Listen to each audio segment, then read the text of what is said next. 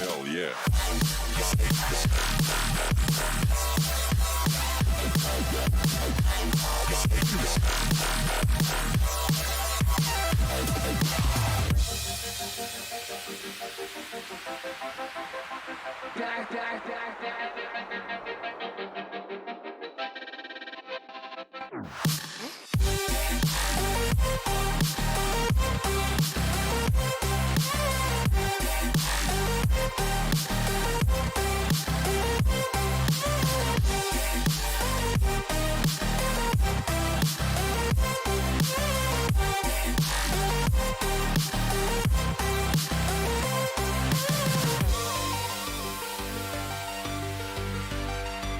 We're back from the dead. Are you ready?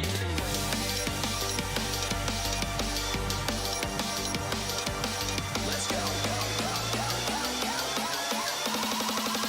Man from the dead.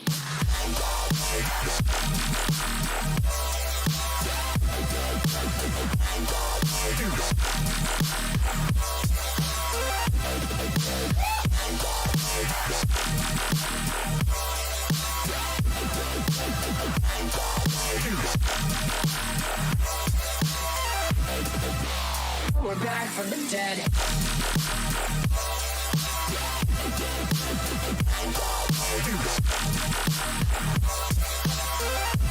Hell yeah.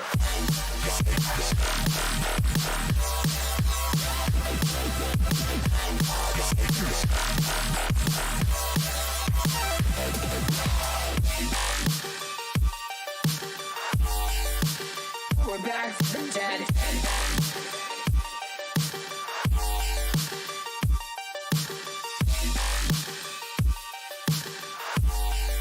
Back from the dead. Back from the dead.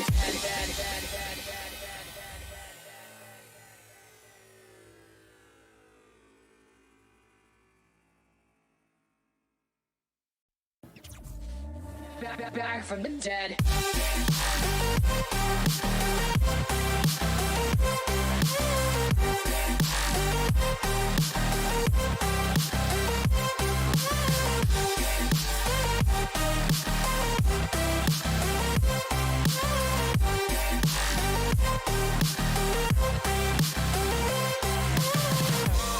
Ladies and gentlemen, you're all invited to go fucking mental on this motherfucking drop. The countdown has just begun. Are you ready?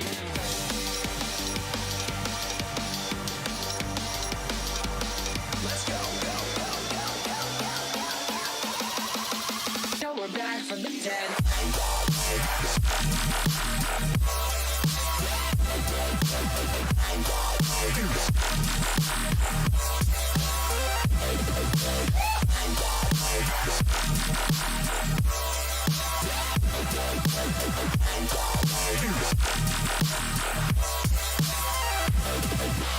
We're back from the dead.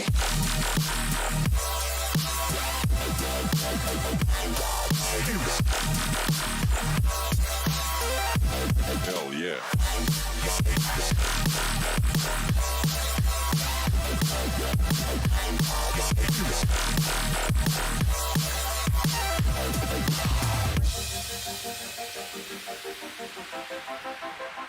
Back.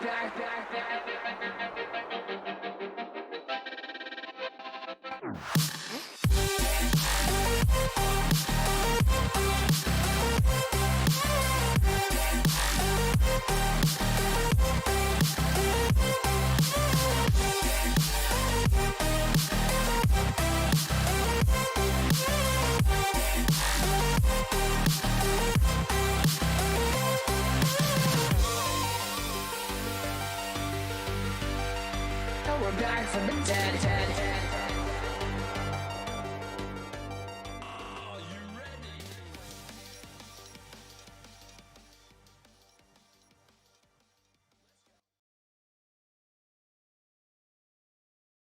Hey guys, what is up? Welcome back to the channel. It is Ghost Girl Diaries. Today we're doing paranormal chat with Kat.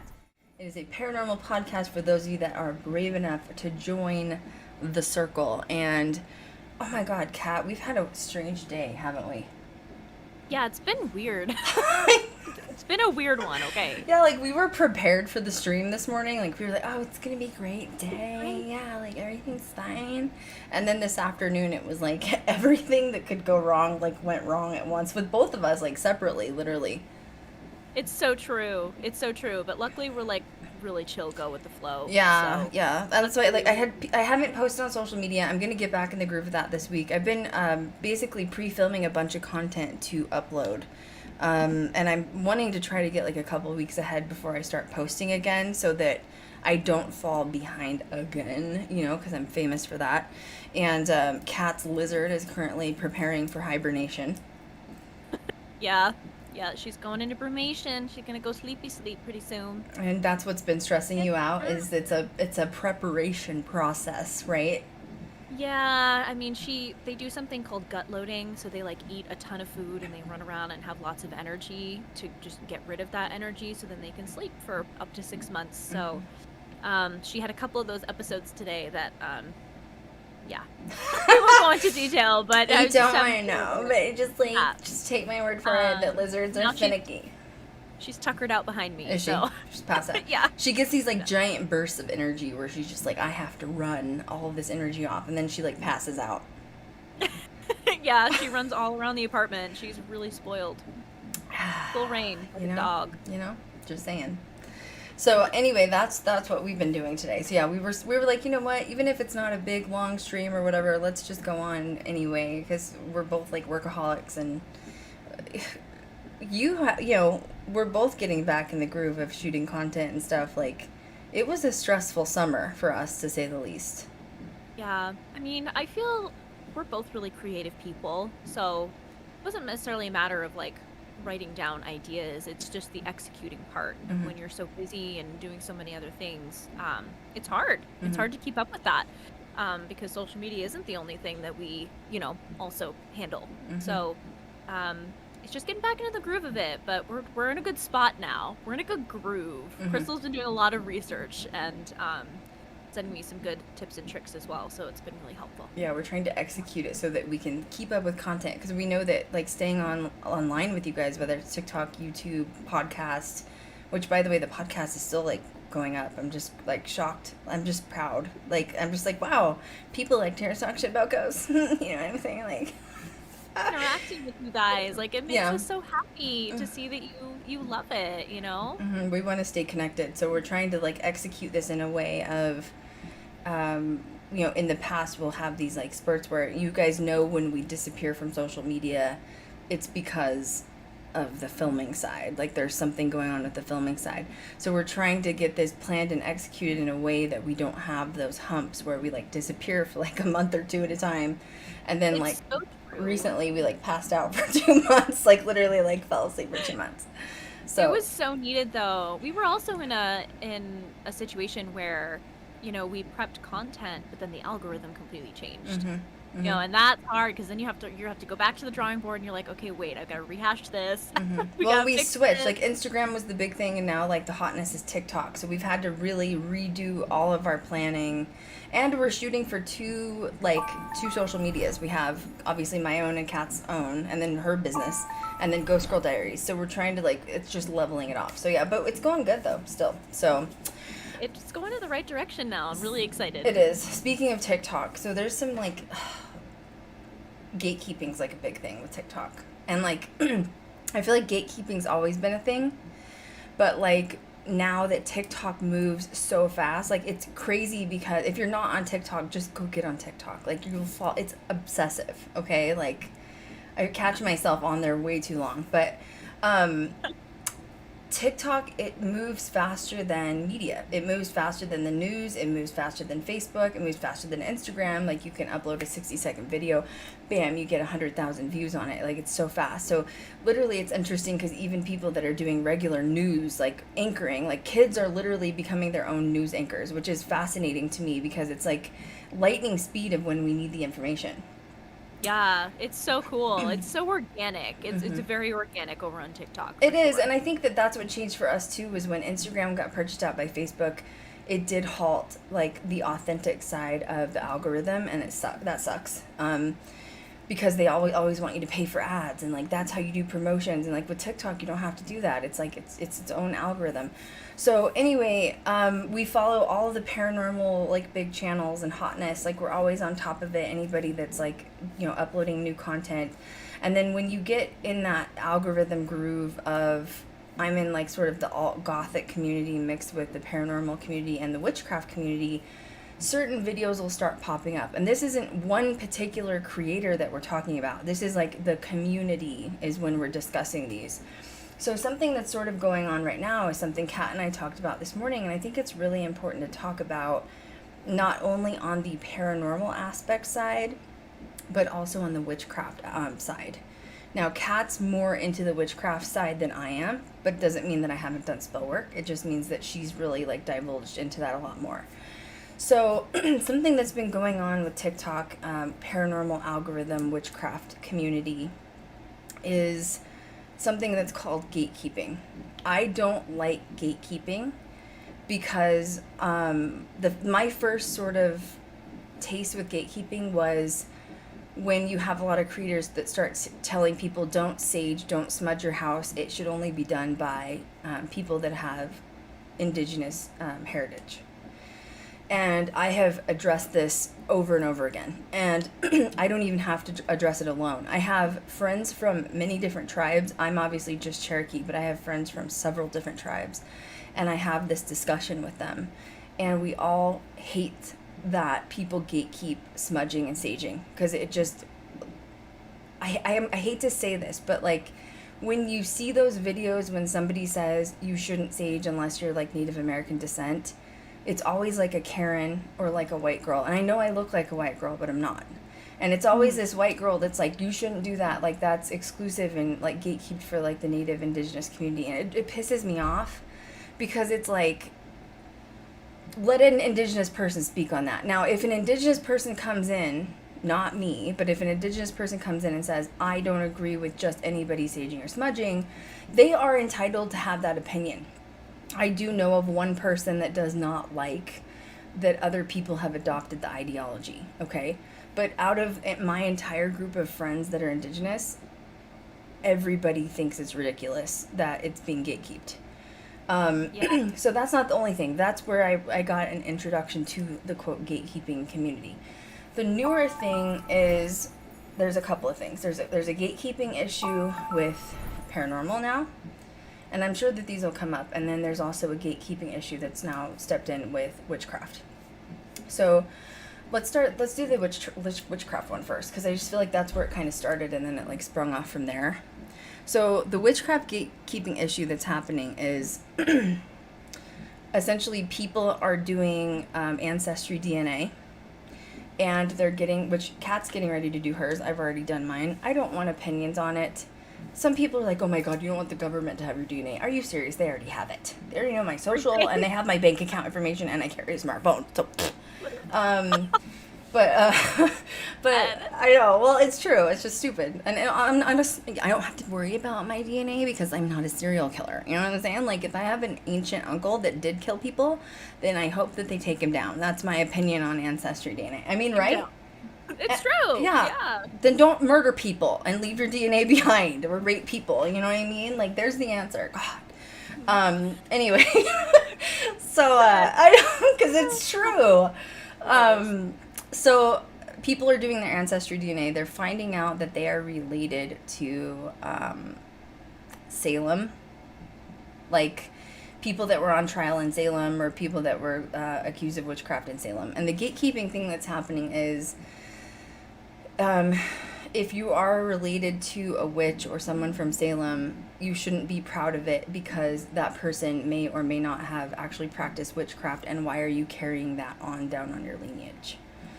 So you, Kat, I'm going to let you kind of take this over because, and I mean, I'll like interject obviously, but you know Salem like the back of your hand because you've been there literally as many times as I've been to the Stanley Hotel. Right. Right. Like, and you like eat, breathe, and sleep it. Like, you're literally like a couple hours away from Salem. Like, it's been your life. You also think that you have ties to Salem as well? I do. I believe I have past life. I don't know if it was one of the accused or executed, but I do feel like there's a past life from there. I've always felt a strong connection So with it. do you think that people should, like, the gatekeeping issue is if someone finds out they're related to someone from Salem, do you think they should not be claiming that they have witch lineage because of what happened in Salem? And like practicing No, witchcraft. Do you know what I mean? Like, am I being Right. clear? Like, is this clear? Am I being clear about this? Yeah, like, I think that if you want to practice witchcraft and then do so, I don't think that that means that you shouldn't practice it, you know, because you have descendants from Salem. But it shouldn't take away from that, the ancestry side of it. And the theory, and we talked about this morning, is, and I've seen a couple of people talk about this on social media more recently in regards to saying that if, the people that were executed for witchcraft were innocent and they did not practice witchcraft. It's claimed. Due to trail work, paperwork, what we can actually see with our eyeballs, whatever's left, is Right. that they said, I'm being accused of witchcraft, but I am not practicing witchcraft, and then they were executed anyways, essentially. And I guess the crazy thing too is that the only credible evidence that we would have of said accused person of doing witchcraft is them admitting to it, and they had no choice but to admit to it, even if they weren't. Otherwise, they would have been hung. And those that were hung were saying that they were not witches. So they say that, if you have descent from Salem, like, you should think bigger of that, or, better than that, because those people weren't actually witches. Like, don't say that, we're the granddaughters that, of those you couldn't burn. It's very muddled, but I do agree on the standpoint that we talked about earlier today, which was, we don't know. Like, what if they did? Mm-hmm. We weren't there during that time. Mm-hmm. So. Well, and if can't you're being really accused of say. witchcraft, and let's back up for a second. So with Salem, as we know, there was like literal witch hunts going on in Ireland, Scotland, London, Europe, where a lot of European countries, they were actually burning you at the stake. That didn't happen here. They were only hanging, and one person was stoned to death. But essentially, the government sort of got in on this so-called witch hunt, and we've done streams on this, so I'm not going to go into like factual information. You'll have to find other streams. I think Kat and I did like a huge stream on this one time. But essentially, the government got in on this witch hunt deal and found loopholes, because that's what the government's good at doing. And they found out that if they accused someone of witchcraft and they were put on trial, that if they were gone from their land for X amount of days, they could actually revoke that land and put it under like U.S. government property. So essentially what started happening over and over again was the government was like, oh, loophole, we can just start taking everybody's freaking land, even if they're not a witch, just start accusing. But It was like halfway through too, because the first half, crops were dying. They assumed that was because the devil was in town, or like the witches were around type of thing. So when it first began, they legitimately thought that there were witches in town, but it wasn't until like a few months in that they did start to find those loopholes, and they started to, people accusing others of others that had big parts of land, and as soon as you were accused, all of that land was sent off to it was seized. state. Yeah. And it wasn't yours anymore, and that's why Giles Corey, the one who was pressed to death, stoned to death, was like, do what you will. Like I have it written down in papers that my land is going to go to my grandchildren. And he was the one that was stoned because he was the one saying, I figured you out. I know what you're doing. You're taking people's land, and it slowly stopped after that. Oh, he was the last one to go, and that's when people started waking up, because they were putting two and two together. Absolutely. So now backing up again to like witch talk and whatnot, essentially people are saying you shouldn't go around saying that you're proud of your witch heritage if you are descent lineage through ancestry DNA of Salem, because you're claiming you're a witch and that you're taking on your great grandmother's role or whatever. Yet, if you look in the paperwork of Salem, they said that they were not practicing witchcraft. Do you really know that? If I were being accused of witchcraft, knowing I was either going to be stoned or hung, do you think I'd walk into court and be like, oh yeah, I'm totally a witch, 100%? No. You would walk in and be like, no, I'm not a witch. I don't know what you're talking about. You're going to deny it to the hill if it means attempting to save your life. It's true. We really just don't definitively know, and that's part of the problem. Because I watched the video too. A couple of people were talking about it on TikTok and on Witch Talk, and I don't know. I don't believe that you can definitively say, you know, were you in 1692? Like, did they tell you? Yeah. Verbatim? If you were, I want to talk to you. Like, if you're a time, seriously, because all we have right now is paperwork from the court systems that are left over, which also, by the way, if you haven't seen it, is so fucking hard to read. It's not even funny, because it's this fancy little teeny cursive, and like they didn't even know where Hallows was. It was Hallows Hill till recently, because that's not even in the paperwork. Yeah, but my point is like, you don't know, like, if somebody finds out they're related to Salem and they want to practice witchcraft, let them fucking do it. I'm sorry. Like, who gives a shit? What skin off of your ass is it causing anybody else? Well, you shouldn't be demeaning people from them continuing on or you know, saying that they are a witch in honor of their ancestors, because who knows? Maybe there were, you know, things down the family line if there was lineage. Maybe they did know they were practicing. 100. You know? Don't you So think a family member down in lineage would know more if someone in their family was practicing witchcraft than just looking at court documents or factual evidence that we have from Salem? I guess I don't like the gatekeeping aspect of this, because people that are gatekeeping have no idea, because they don't have lineage from Salem. So they have no business telling other people what they should and shouldn't be doing in order to make them look stupid. Okay, agreed. And let's play pretend and say for a second that you, Kat Cormier, had a family member that was on trial for Salem, and you have evidence that this person was in fact practicing witchcraft, although it was never publicly admitted. Are you supposed to tell the public your private family information? No one is entitled to share anything. No one's entitled to shit. Right. No one's So entitled to shit. It's tricky because it's like, you know, it is a sensitive topic talking about these victims, and it is horrible what happened, and we're not saying it's not. But what we're saying is to be mindful of spreading false information, because we do not know if those that were accused were witches or not. Mm-hmm. We don't know.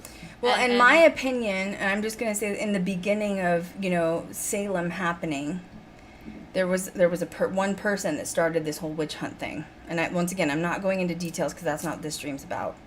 But I wouldn't be shocked if the first few people accused were in fact practicing witchcraft. You realize that, once again, throwing salt over your shoulder when you're cooking is witchcraft? You realize putting up a Christmas tree is witchcraft? Do you realize knocking on wood, stirring your drink a certain direction is witchcraft? Do you realize who's blowing candles out on their birthday? You realize that's also witchcraft? Like, you could have been accused for anything.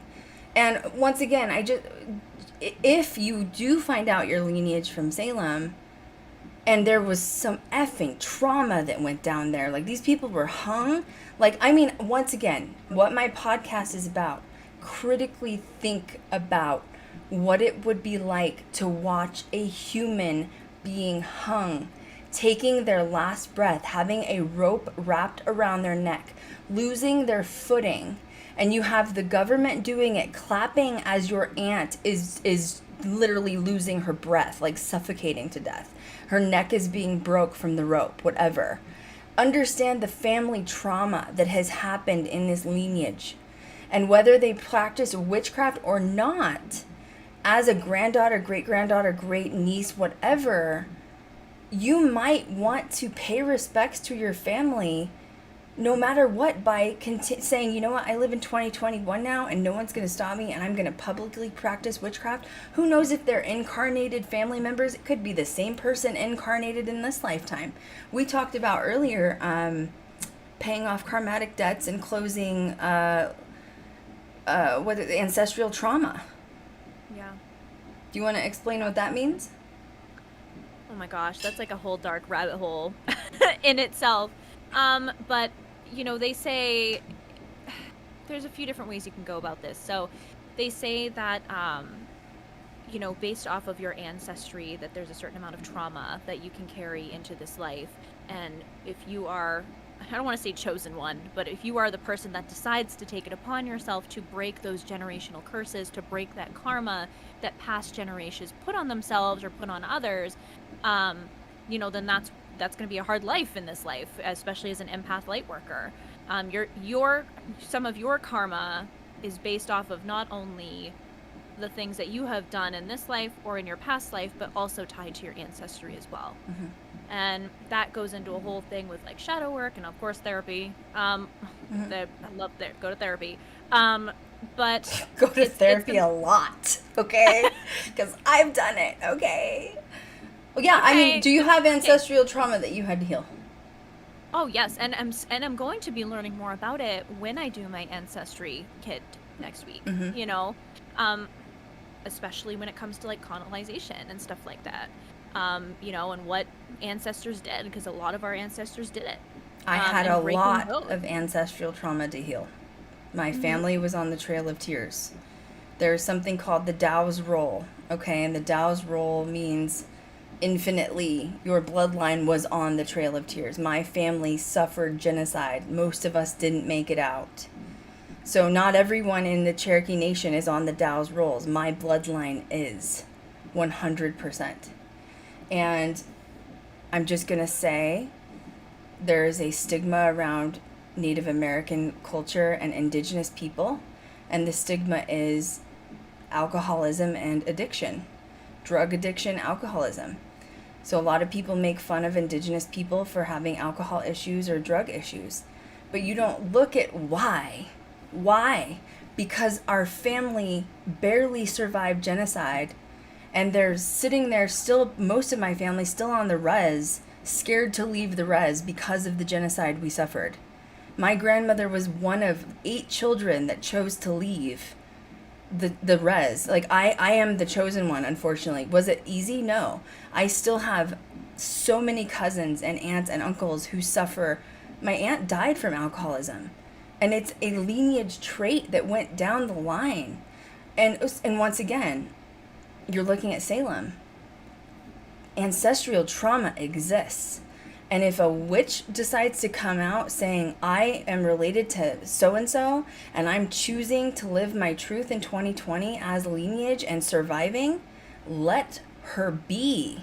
Let her live it. It was also really interesting that I think might help make some of this make like sense, is the person in question was talking about having lineage with the Putnams. Mm-hmm. And the Putnams were a really big factor in accusing people. So they were the ones, that whole family were the ones, pointing the finger, which not condoning that behavior, but that was also the only other way to survive, was to accuse people so people didn't do it. You're right. No, say it louder for the people in the back. Why would you have to accuse others? Why?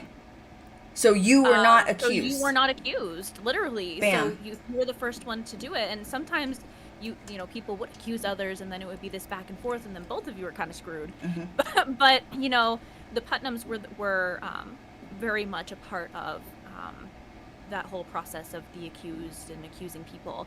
And this girl was saying that she had lineage from there, and she is a practicing witch in this life. And the person that was trying to make their point was stitched quite a few times from different people. Yeah, from different people, yeah. Mm-hmm.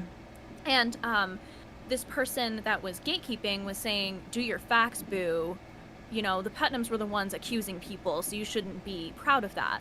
But Krystal made a really good point this morning in saying maybe she is the one on her ancestral lineage to break that curse and be a witch and embody it, to right, make those up for the wrongs, ancestral trauma. Yeah, exactly. And it's true, and going back to what Krystal said about what this podcast is about, it's about seeing both sides and talking it out and just having a different perspective on things, because that really opened up my brain when Krystal said that this morning, because it makes total sense. It's It makes total karmatic sense. debts. We all owe them.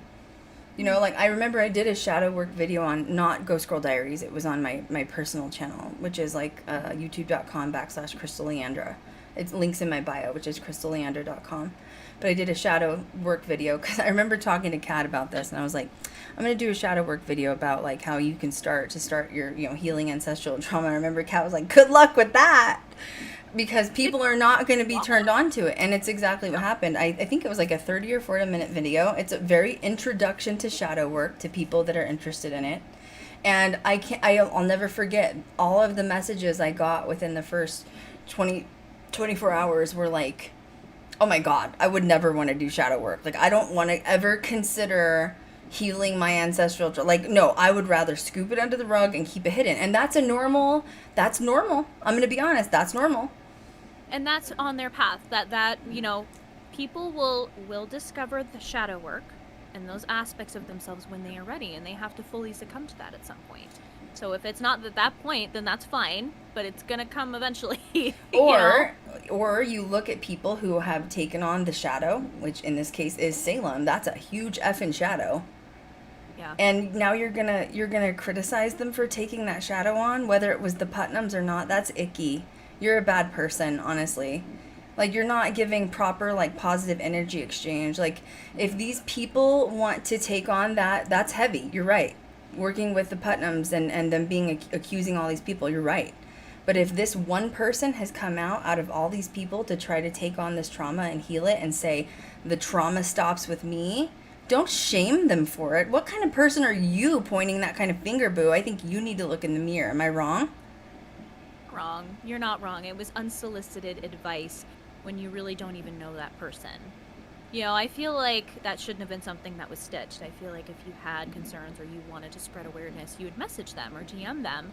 And who knows, like, maybe this person that was talking about her lineage didn't think about ancestral trauma, and it was just a natural response for her to follow the craft path to right those wrongs. Like, who knows? Mm-hmm. Who knows? But that doesn't give anybody else the right to tell them what they should and shouldn't be doing, in regards to their personal craft practice, especially That. So now going to the next chat, which is the gatekeeping of baby witches. Now, I'm going to admit and say I've used the term baby witch. I didn't realize that it could be used so toxically, that's not even a word. Let's make it a word. Toxically is a new word. It is. It is now. Toxicity. How do I say this without? Let me think how to word this. So, the term baby witch, when I used it, I meant for someone that had just started on the road. That didn't mean like I know more than you, you know less than me. That's not what it meant. It just meant like, oh, she's a baby. She just figured out her steps type of thing. Now with TikTok, it's been taken and twisted a whole different direction. And this sort of goes in turn, in my opinion, with this discussion of Salem and the Putnams. Because if you look at somebody who is now practicing witchcraft and maybe they are not far into their road without using the term baby witch, now that you have shamed them in front of thousands of other people and stitched it, you might have just scared them off of their actual life path. Am I wrong? No, you're not. But here's the other thing, too, that a lot of these people don't understand is, and by these people I mean, gatekeepers, is that maybe she's been practicing for a few years and didn't feel comfortable coming out of the broom closet quite yet. Just because she's talking about it publicly doesn't mean that, like, she's also just beginning her path. Like, that is a really difficult thing to be open and be proud of, and to literally come out of the broom closet with that. That's hard. So honestly, I'm getting upset. I'm getting hot. I need a Beyonce fan. Oh my God. Because I just feel like, when I get triggered, my Aquarius moon is like, I'm ready to go. That's how I'm feeling. Well, there was a whole thing, too, for a while, like, when you were talking a little bit about smudging at the beginning and it being, like, categorized as, like, a closed practice. Something else that's happening on Witch Talk, too, is that they're saying that tarot is a closed practice. What? I haven't heard that one. It's a whole other story in itself. I'll tell you what should be a closed practice. Shamanism, okay?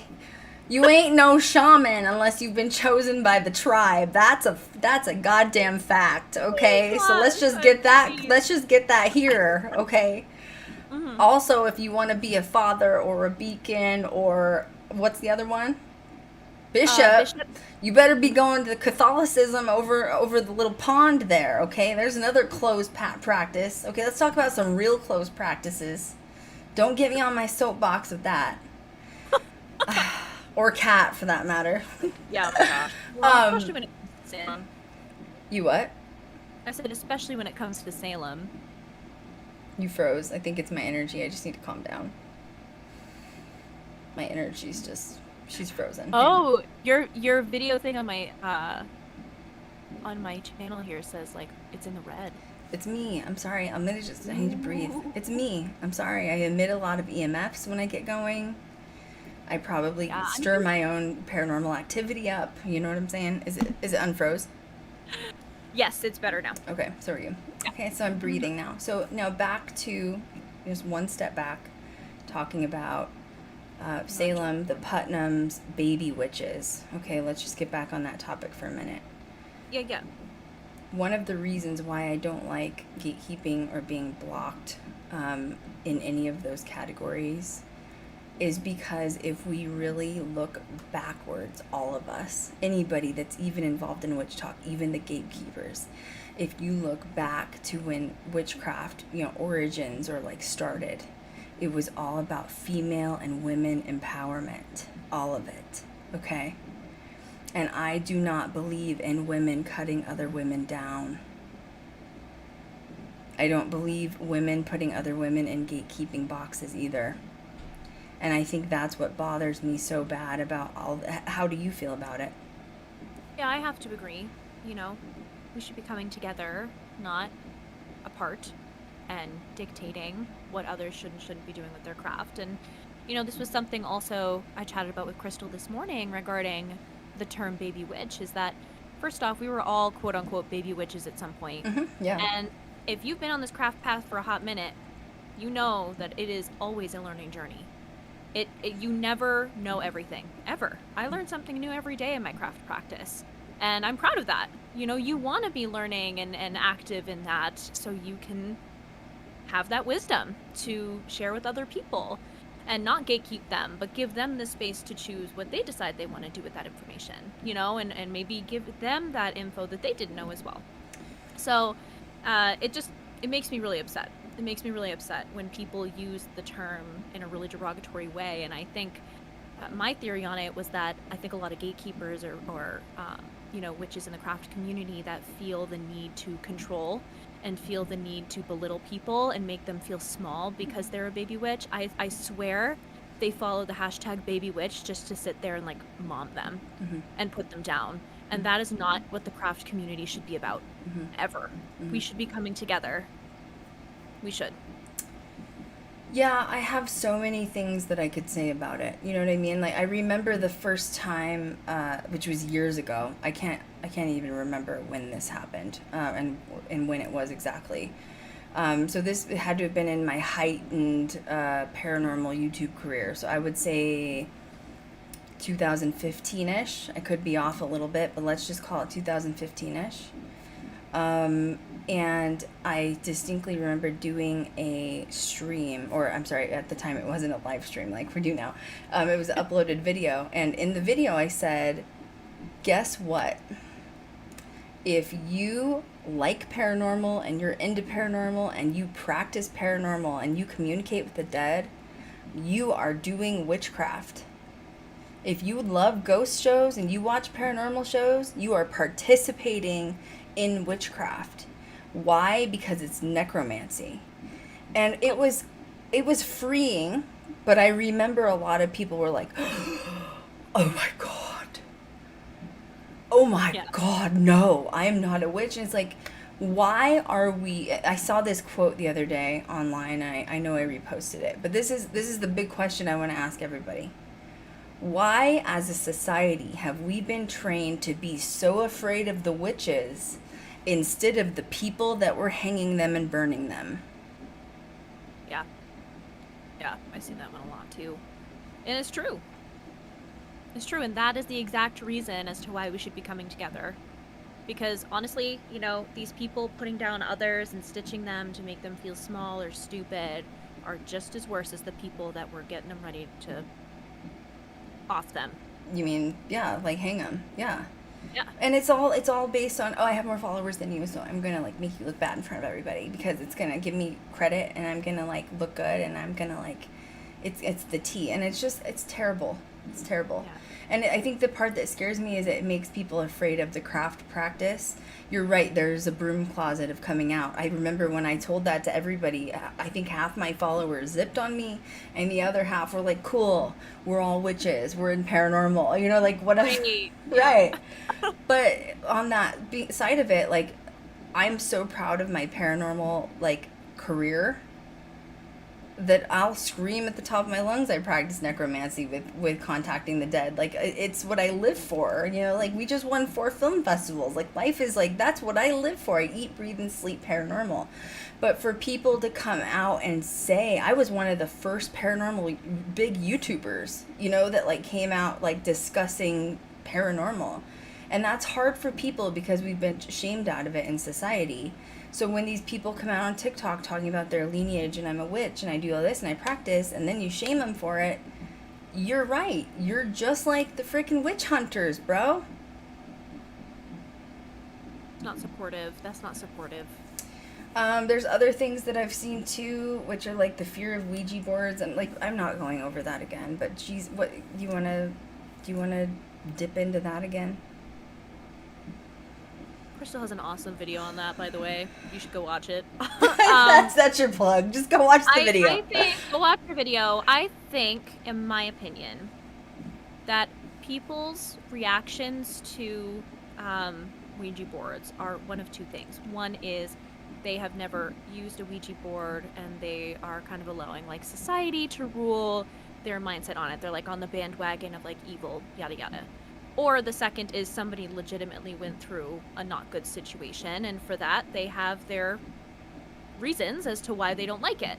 Mm-hmm. But like with anything, even when communicating with spirits and using a spirit box or, hosting an EVP session, you need to make sure that like you open and close it properly. Mm-hmm. And, there's no saying that something still can't come forward, or that you still might have a negative experience when doing so. But it's really, in my experience in using Ouija boards, it's really rare.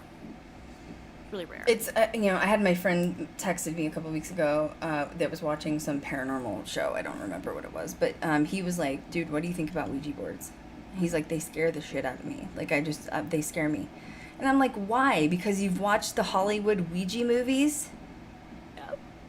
Literally. Because you get these TikToks and videos on YouTube of people like, this is a Ouija board from the 1600s. I'm going to break it in half and burn it. Is that why? And you're going to bury it 6 feet under? That's why you're afraid of Ouija boards? Every other piece of communication that we have, spirit box, is scarier to me than a Ouija board. You can hear the damn demon's voice come through, and you're not afraid of a spirit box, but you're afraid of a freaking Ouija board? Yeah, a board, a piece of plastic. But you know what? But it's true. Like, you think about craft practice as well, and like spell work and things of that nature. When using a Ouija board, it's the same thing. Like, intention matters. Mm-hmm. So if your intention is to mess around and summon Zozo, then guess who might pop up, and don't be shocked. You know what I'm saying? Okay, but you have a good quote that you've been using recently that I have like freaking adopted because it's just so true. And your quote is, if you're going looking for something, you're gonna find it. You're gonna find it. If you're looking for trouble, you're gonna find it. And don't be shocked when that happens. And I'm not saying that that's not a scary experience for said person, or, not devalidating their experience, but it's true. It is just the truth of it. Well, and it's energetically, I mean, that's like the law of attraction, which we've talked about that on here too. But if you're, let's say you're going into a location and you're like, I want to find Zozo, or I want to find a demon, you are already vibing at that level. You're already vibing at the level of the demonic stuff. So guess what? You're going to find it because you're vibing at that level. You're trying to attract it towards you. It's like magnets. Yeah. But like we also have a new theory that we've recently adopted on demonic activity. We've both experienced demonic activity. But the new theory that we have on it, which is another sort of gatekeeping thing of like, oh my God, don't go into a cemetery, you might run into a demon. Like, don't go into, and it's like, what? Where the hell did you come? To a coyote more than to a demon, honestly. No, but really, No? you're like, what? Like, where do these people come up with? Like, I'm sorry, I'm confused. In our opinion, we think that, like, you have humans and like our human like spirit form, and then you have angels, right? If you believe in angels, and then if you believe in spirit guides, that's another sector. And if you believe in different types of aliens, like you could have reptilians and Arcturians and Lyrans, you have those beings, those are all their own energetic levels. Then you have things like trolls and gnomes and leprechauns, which I've ran into weird things like that at the Stanley Hotel. And then you have demons. Why does everybody put the demon category into the dark? Because of a Bible that was written how many hundreds of years ago, however long ago, and it's been reinterpreted how many times? And which form of the Bible have you read? Okay, I'm calming down. I'm sorry. It's true. Well, it's true. Like every being and species has a class. Yes. We have, like, the human race. We got the starseeds. We got aliens. I don't know. Maybe mesh aliens. Indigo and starseeds children, together. the grays, And, the greens. it's Yeah. true. Right. And there are going to be good ones and there are going to be bad ones. Mm-hmm. I know of people, I'm not friends with them, but I have acquaintances that I follow on TikTok that worship demons. Mm-hmm. Or daemons, however you pronounce it. Someone correct me if I'm wrong. And it's fine. It's fine. Literally, it's fine. It's like any normal deity. Well, Just class. what we're saying is, I'm not as afraid of a demon as I am of what humans can do. Have you seen what we've done to this planet? Have you seen what we've done to each other? And you're going to sit here and tell me that a human spirit can't be as dark or as bad as a, quote, demon? You can do everything here on hell that you've talked about in the fucking Bible. I'm sorry, but you know what I mean? Like, It's true. so my point is, and Kat, this is our new theory that we've adopted, is, demons are their own category, yes. Are they from a lower underworld? Probably, right where like fairies, gnomes, and stuff like that sit. But they're their own class, like human spirits. I think there's good ones or okay ones, and then not so okay ones. How do you like decide which one? I don't know. I'm not in that realm, but I'm just research, yes, but there's been gatekeeping with like don't paranormal investigate because you're going to bring in a demon. Oh, for God's sake, Jesus Lord. You're telling me that you don't think the human spirit of Ed Gein isn't a demon? He was like dismantling human beings in his garage over a cauldron wearing their skin suits. You don't categorize him as a demon? Do you know what I'm saying? Do you get where I'm going with this? Are you picking up what I'm putting down? You know what I'm saying? It's silly. It's silly, honestly. I mean, you can't avoid it anyway. I mean, even when investigating, you could go to a location that has some pretty hefty paranormal activity that's not necessarily dark, but there's some stuff going on, and you could run into a demon without realizing it. Mm-hmm. Or it could be a darker entity there, not even necessarily a demon. Like, you don't know what you're going to bump into. Do you know how many times I've worked on the Ouija board? And, like, I mean, honestly, like, I'm not even talking, like, legitimate, like, sometimes I've been to places where it wasn't even, like, a planned investigation. It was, like, I literally went to a ghost hunt for a birthday party one time. Like, you know what I mean? Like, so it was just for fun. But you know how many times I've been on the Ouija board and something comes through and it spells out Zozo? Oh, my God. That happened. It Didn't that happen it to us did. in Vegas? Yeah, it did. Yeah. And what did I do? What did I do? I called it out. You did. Yeah, I remember that. That was actually the day, by the way, in case anyone wants to hear a positive experience on a Ouija board. Mm-hmm. I communed with my spirit guide. Mm-hmm. Yep. She told me your name Mm-hmm. and how many possible past lives I've had. And it was a very pleasant experience. I did not feel any semblance of like low vibrational energy, no nothing. I'd do it again. And I have a Ouija board. Energy speaks for itself, though. When it came through as, quote, Zozo, which is the demon of the Ouija board. Yeah. How did that feel in the room compared to the day that you went to see Annabelle? Like nothing. Yeah. nothing. And a lot of these times, like, it's probably not even Zozo. It's just an entity trying to fuck with you, you know? And see, Jesus, cat. You're like, let me tell you what it is, okay? well, it's true. Like, you know, like, and your response of, like, is what's going to fuel that activity more. It's going to, you know, vibe off of that. Crazy. Craziness. Anyways, I'm done with my soapbox at this point. You know what I mean? Frustrating. But you know what? To each their own. I do. I think the fear of Ouija boards is ridiculous. I know Robert Murch. He has like the world's largest. Look him up. He has like the world's largest Ouija collection. Literally, I think he owns like 300 or 500 boards in his house, where he has like a mini museum.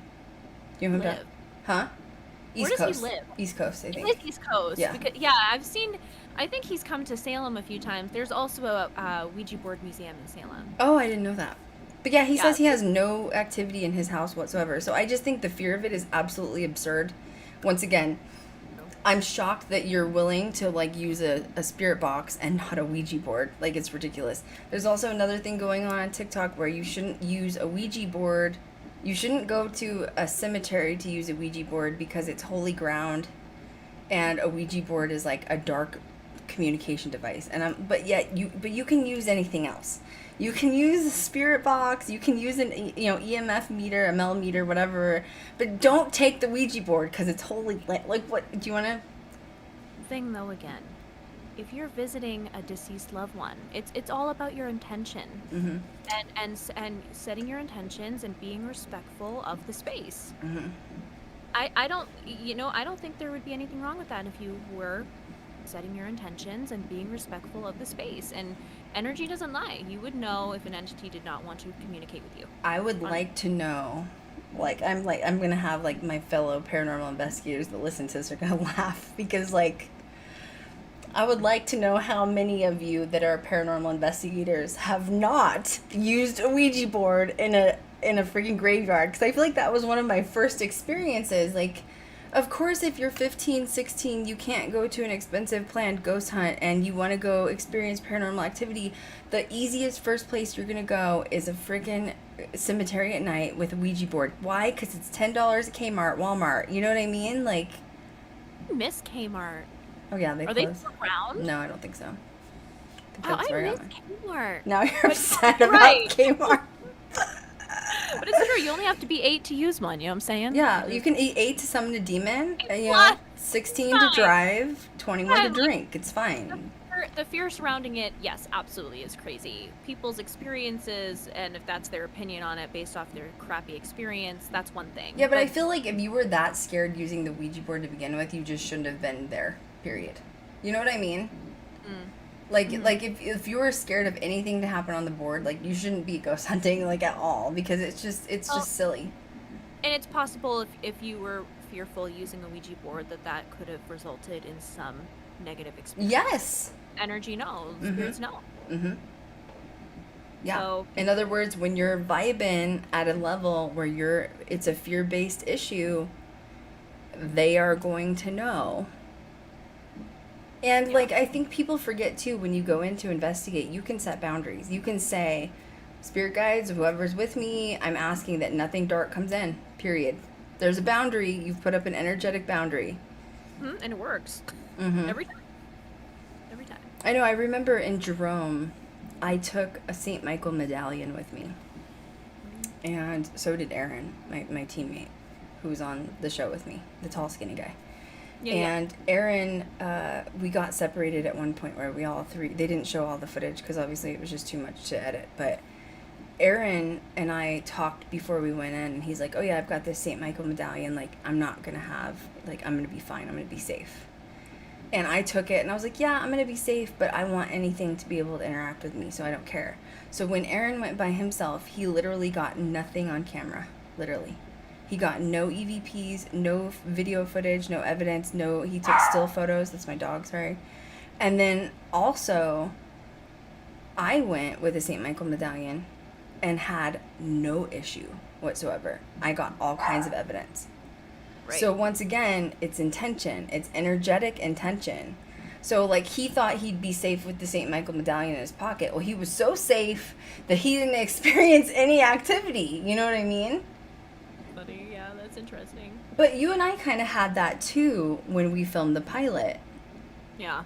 You were scared. You were like, because it was like your first official, not like scared, but like it was the camera. It was like the legit setup. Like it was the thing. Yeah, and that too. You know, I mean, the energy in that place was just nuts. And we went in. I think did we have the Ouija board? No, we had the millimeter and And the Ovilus. Ovilus. And you were like frozen because you were nervous. And while we were in there, it took you like an hour to finally like, okay, I can't bubble up the whole time. You know what I mean? Yeah. And the whole time we didn't hardly get any evidence at all. Because you were just like, oh, I don't know what's going to happen. And then when you let that down, we got like the camera being thrown. We got like all the activity in the bathroom. I got called a bitch by a spirit on camera. Like we got a lot of stuff. So Yeah, once you... well, we had to stay in the room that huffed and puffed. Oh, yeah, he was like, he must He was smell. like, really? Kat was like, is anyone with us? And he was like, oh, God, I'm just like, It was over this. clear as a bell. He was just like, Krystal and I turned to each other, we're like, is he annoyed with us? Like, what the heck? He was actually annoyed. Probably sick of my shit. So, yeah, I mean, we're all sick of our shit at that point that night. It was a rough house. Oh, God, the whole house was falling That was into a rough house. It was rough. I don't ever want to go back there again. Which is, I think the pilot episode is what triggered me so bad with Destination Fear. Because it was literally like condemned and was falling in the ground. And I can't imagine getting around that house without a flashlight. Oh, the one that we were at? Yeah. There were holes in the ground. I know. Literally, the mines were still in the ground with a plank of wood over it. Yeah, no, guys, like, in the bathroom of where we filmed, if you looked out the window, like, I'm talking, like, not even a foot, was a hole in the ground, and it went down into the mines that were underneath the house. So, there was a recent death in there, too. It was like, I think it was like 2007. Remember a little girl died? Yeah, well, Fell. I mean, it should have been condemned, honestly. I didn't know how bad it was till we got there, and I was like, oops! Well, it was good. It was awesome. The deer were cute. The deer were cute, yeah. Yeah. There was a drug deal gone bad next door, too. That was dangerous. Kat was filming it. I came out. I was like, oh my God, this is great. And Krystal's like, get in the car. Kat's got her camera mount, and she's like, I'm going to get this. And I'm like, Kat, it's a drug deal. Someone's going to get shot. I need you to get in the car and close the door, okay? And she was still like, I'm going to get this. I like the tea. It's like dangerous tea. It was really bad. I was like, let's go. This is not safe. Jesus.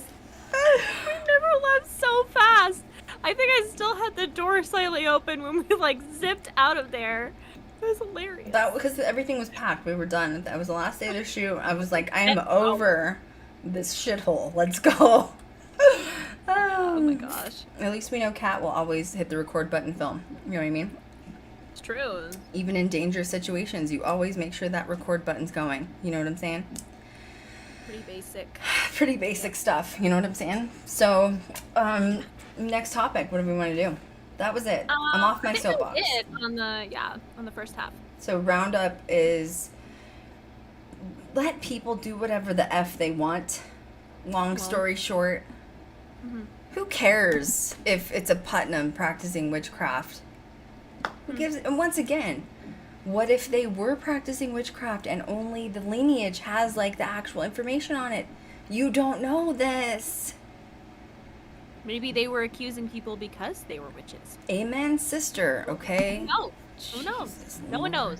We were not in 1692, therefore we Honestly, cannot say. who gives a shit who's doing what? Do you give a shit who's practicing witchcraft?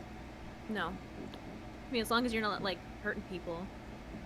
Well, You know, I'm like- ruled by Aquarius, so if anyone wants to spell me, I'm ruled by karma, and it's just gonna come back to you like ×5. So, be my guest because I like the show. You know what I mean? Your mic. Oh, there you are. Okay, I was like, your mic went out. Okay. Did it? There. Ooh, that was like phone sex operator status right there. You know what I'm saying? ASMR. Jesus. All right. I missed a bunch of comments. I'm sorry, guys. I was on a freaking soapbox for like an hour. It's hard to get me off of those with my Aquarius moon. You know what I mean? Like, Out though. Huh? This is what we do. What, get on soapboxes? Yeah, it's fun. I'm sorry. It just happens, you know? Let's see. I have a life over a death crucifix from the 1800s. That's a mood. It's probably all of us have one of those or two, you know what I mean? Like, once you start accessing your Akashic records, you're like, damn, I've done some shit. You know what I mean? Like, whew. E20. What'd you say? I said I need 20. Oh my god. It's fine. Yeah, nobody wants to go through my Akashic records. Okay, it's rough. I'm like, why am I here again? Oh, I remember now. No. So AHS, like, we should chat about this because it is cool. Like, they come up with some really cool characters, and I don't think people realize how much really goes into all the characters that they've developed and, like, inspiration by. Yeah. It's probably one of my favorite scripted paranormal series. Agreed. I mean, it can get dark, though. Yeah. Like, there were some episodes of Hotel I was like, just can't. The only season I couldn't get through was Asylum. And I'm telling you right now, I think it's just an empath thing. When there was just some, like, electroshock therapy going on, it hurt me. Mm-hmm. I couldn't get through it. Mm-hmm. I had a horrible headache every time I watched it, and it wasn't from the screams. Do you think that's, like, past life shit, though, now that we're talking about that? That's creepy. Yeah, because I felt like I could watch everything else. I literally watched everything else and was totally fine, and this show is, like, bloody. Like, there's some, up. like, rapey scenes in the hotel that I could not get through. And it was just like, whoa, this has got to be past life thing or something. You know what I mean? Like, it was like, it hit way too close to home. Yeah, that's how I felt in Asylum, which also mood. And I was like, That was past life. I mean, I'm just saying. So anyway, but yeah, I mean, it's good, but like, it's almost too good. Do you think that's like a good way of putting it? Because it's like, the scenes are like so accurate that you do get like transferred into them. Like, I think that's what was so hard. Like, when I started watching Coven, I was like not paying attention because it was so good. And then I realized, like, with the Madame, you know, like, LaLaurie was in it, involved, like, that character. And I was like, oh my god, I need to really watch. Like, you can't be on your phone. Like, I'm really bad about watching movies or, like, episodes of something. I'll be on my phone scrolling through social media, like, as I'm watching. Or I'm, like, playing Candy Crush as I'm watching. And I do feel like AHS is one of those, like, they have so many, like, packed, minute details that, like, you can't not. Like, you have to watch every second of it. You know what I mean? It immerses you into their world, into that time period. It's so well done, and you every ounce, even the little things, make sense at the end. Yeah, cinematography wise, because a lot of people ask me this. Like, you know, obviously I've given my opinion on the documentary side. Cinematography wise, for something that's scripted, this is, if I ever divulged or like dipped my toe into the scripted world, it would be something like AHS. I would direct something like AHS. Like, hands off to the cinematographers, the producers, the ADs. Like, oh my god. Like, they have that shit down, and it is so freaking good. Because it just looks perfect. And it does tell a story through the eyes of a time when that actually happened. Like, Madame LaLaurie was, like, legit in Louisiana. Like, that was real. And, like, she would kill her slaves and, like, torture them. And I guess it does, in a way, bring awareness, don't you think? I think so. Yeah, telling the story. It's messed up. Especially in a time where people are so, like, desensitized to just, like, not caring and, like, being, like, living very, like, narcissistic, selfish lives. You know what I'm saying? Yeah. A lot of these characters, too, guys, because there's so many, we have chatted about in the past, just like a separate podcast. So if we don't dive deep into some of these characters, we do have podcast episodes on them, on a few of them. Somebody just gave me another message here. It says, I'd rather deal with demons than evil humans. Amen. Amen. Yep. I'll say that I've been around demonic activity a lot. Not as much as they portrayed on TV. Like, please. It's just not. But Ed Gein, I don't have a problem with his energy personally. But I can see, like, you got sick in there, didn't you? Get sick in Ed Gein's room? Yeah, and then I had a dream when I came home. So I can see where human spirits are, like, to me, way worse than any dark thing that I've encountered personally. That's just me. But that's somebody who's been involved with it for a long time and who's experienced it. You know what I mean? Like, it's weird though, because I get a lot of dark stuff, or like what would be proclaimed as demonic activity. It doesn't like me. I repel it. I've said that for years, and I continue to. I don't know why. I don't know if it's because my energy is so loud or high vibrational. I don't know if it's because of I'm a Lyran. I don't know if it's because I was baptized when I was a baby. I don't know if it's because of my indigenous heritage, but I repel it. It doesn't like me, but I do chase it because I'm interested in it. I want to encounter it. I want to know what it's about. Kat, it comes to you pretty freely. It does, and I'm also baptized. So that's not it. So let's eliminate that one. Yeah, we're just gonna eliminate that one. Yeah, I don't know. It is interesting. It is weird. Yeah, and it scares you. Like, you get scared. I do, but I do have to say after Annabelle, I am feeling more comfortable. And I think that I'm really excited to get into more investigations, to have that opportunity to experience more, you know, and do more. But yeah, it is weird. It does attract to me. I know. I wonder if it's because you're, like, innocent and you do come across very, like, you're not really the newbie anymore, but you do come across as, like, I'm the innocent. You are, like, the good witch out of all of us. Like, you know what I mean? So it does make you wonder if that's why it attracts you for some reason. Yeah, maybe. I mean, Elfie gets, like, but I don't know. Elfie says she always tries to go after, like, crawlers, and they never... That's true. You know, so I don't know. Maybe it's just you're vibing at their level. Great. It's like, do you want a hat? Do you want a hat? And they're like, oh my god, this Can I knit you a demonic hat, please? Like, here's a demonic hat. Here's a Krampus hat. Look, can we be friends? Just because I don't want you to follow me home, okay? I'm gonna, like, knit you some mittens. Okay, you just need some mittens. I'm having a tantrum. Okay. All right, we have another comment. Krystal and Kat, I recently left another sort of belief. I started out as a Christian, then became agnostic, then full-blown atheist as well as Satanist. I'm trying to learn from all the faiths. Any advice? Don't follow a faith. Research and find what resonates for you. Yeah, but I don't like organized religion, period. Kat and I recently did join the Church of... Is it the Church of... No, not the Church of Satan. What is it called? The Temple of Satan. Temple of Satan? I think it is the Church of Satan. Wait a second. I'm not going to say it because I last time I screwed myself. So hang on. Please stand by. Elevator music.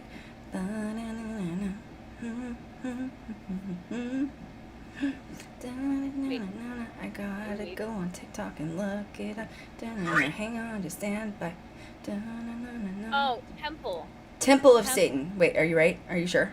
I'm looking now. Temple of... I'm going to make sure it's right, because last time I screwed it up, and I got... Satanic Temple. The Satanic Temple. The Satanic Temple. Okay. Yes, that's correct. So we have now joined the Satanic Temple. And they don't believe in Satanism, or like Satan as a deity, right? Isn't that correct? Like they don't Satan. Yeah. But they're all for women's rights, LGBTQ, and they fight for rights for women and for LGBT, which Elfie's LGBT and Kat and I are for women's rights. So yes, we did actually officially join the Satan Temple, the Satanic Temple. Yeah. Making sure this is right. So it's thesatanictemple.com, because I don't want to screw this up, because you don't want to join the Anton LaVey one, okay, because that's a bad one. Apparently it's an Airbnb, and it's like stunning. They have an Airbnb? It's stunning. But I'm going to check for hidden cams, because I just don't trust a mofo, you know what I'm saying? I'm just saying, okay? It's true. Okay. But I'll go. So yeah, we joined the Satanic Temple, and the reasons why is because we support and we have donated towards their cause for women's rights. But yeah, we don't follow faiths, and that's because we've had bad experiences. Kat has been Catholic and followed Catholicism her whole life, which she still loves parts of it. But we don't believe in organized religion because I think it's bullshit. Honestly, like, how else do you want to word it better? That's your soapbox. Go ahead. The St. Michael aspect of it. He's my homeboy. Mm-hmm. That's about it. Yeah. Yeah. Hashtag religious trauma. That could be a whole nother stream that I don't have time for. It's a rant in itself. That's like a 5-hour. That's gonna be a 5-hour podcast. I was baptized Catholic, raised Catholic, then we hopped around a lot. So I was Catholic, and then Episcopalian. And then Which one is that? Is that the deeper one than Catholicism? that one is actually the more inclusive. Oh, one. so it's like Lutheran to Christianity. Correct. And then I was Anglican for a while. And that's kind of where it like ended. And then was like a Sunday school teacher. No, you're Satanist. Turn pagan witch. Yeah. It's fine. And again, like you can join the Church of Satan, the Temple of Satan, or the Satanic Temple's free. You don't have to pay anything to be a part of it. Yeah, you just to join, and it was for advocacy for women's rights. Yes. I was baptized Lutheran. I was raised Lutheran. What's that? I didn't know you were baptized Lutheran. Yeah, I was baptized Lutheran. Maybe that's why they're scared of me. Lutherans are a little bit more Bible thumping, you know what I'm saying? Probably. Yeah, so yeah, I was raised Lutheran, but also implemented with a lot of indigenous culture from my grandmother. She really pushed that on me. And as I got older, we kind of separated from that. My mom really only baptized me because I was dead when I was born. And she basically promised me to be a child of God when I died, to make sure that I lived, because they didn't think I was going to live. So that was when she took me to get baptized. So that was the part of it. So, but yeah, I just don't like organized religion. That's just the damn truth. I could go into details about it. I love the St. Michael thing too. I love archangels. There's certain things with Catholicism, like they're the only, ideology of like religion that believes in demonic possession, that talks about it publicly. So yes, I obviously, I'm eclectic, I guess. I take things I like of certain things, but I feel like there's a lot of things I don't like from organized religion too. Like how the Catholic Church could literally cure world hunger with the amount of money that they get from donations, and instead they just sit on it and they hide all the, they've done all these supposed possession releases with exorcisms, but they won't release the files publicly. You know what I'm saying? Sketch. Just sketch. Yeah, they're all in Vatican. Yeah. All the Vatican. Yeah. Part of me thinks that, and this is just a conversation in itself, but a lot of my viewpoints on the Catholic Church and like that money, I feel goes towards legal. Oh, it does. Where I'm going with that. But they molest little boys, and they go, the legal goes to that 100. Oh. Yeah. Yeah.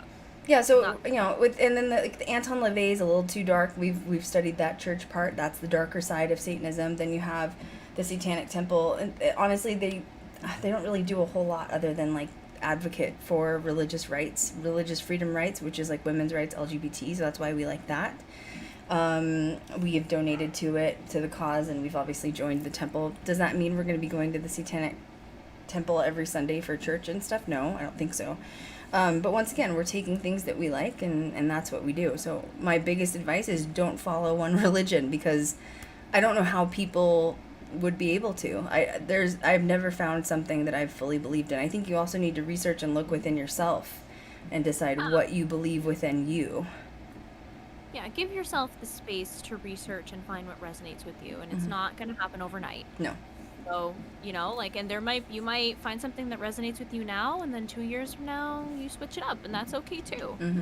There's really no right or wrong, and that's the beauty of the freedom of the craft path or any type of spiritual path in general.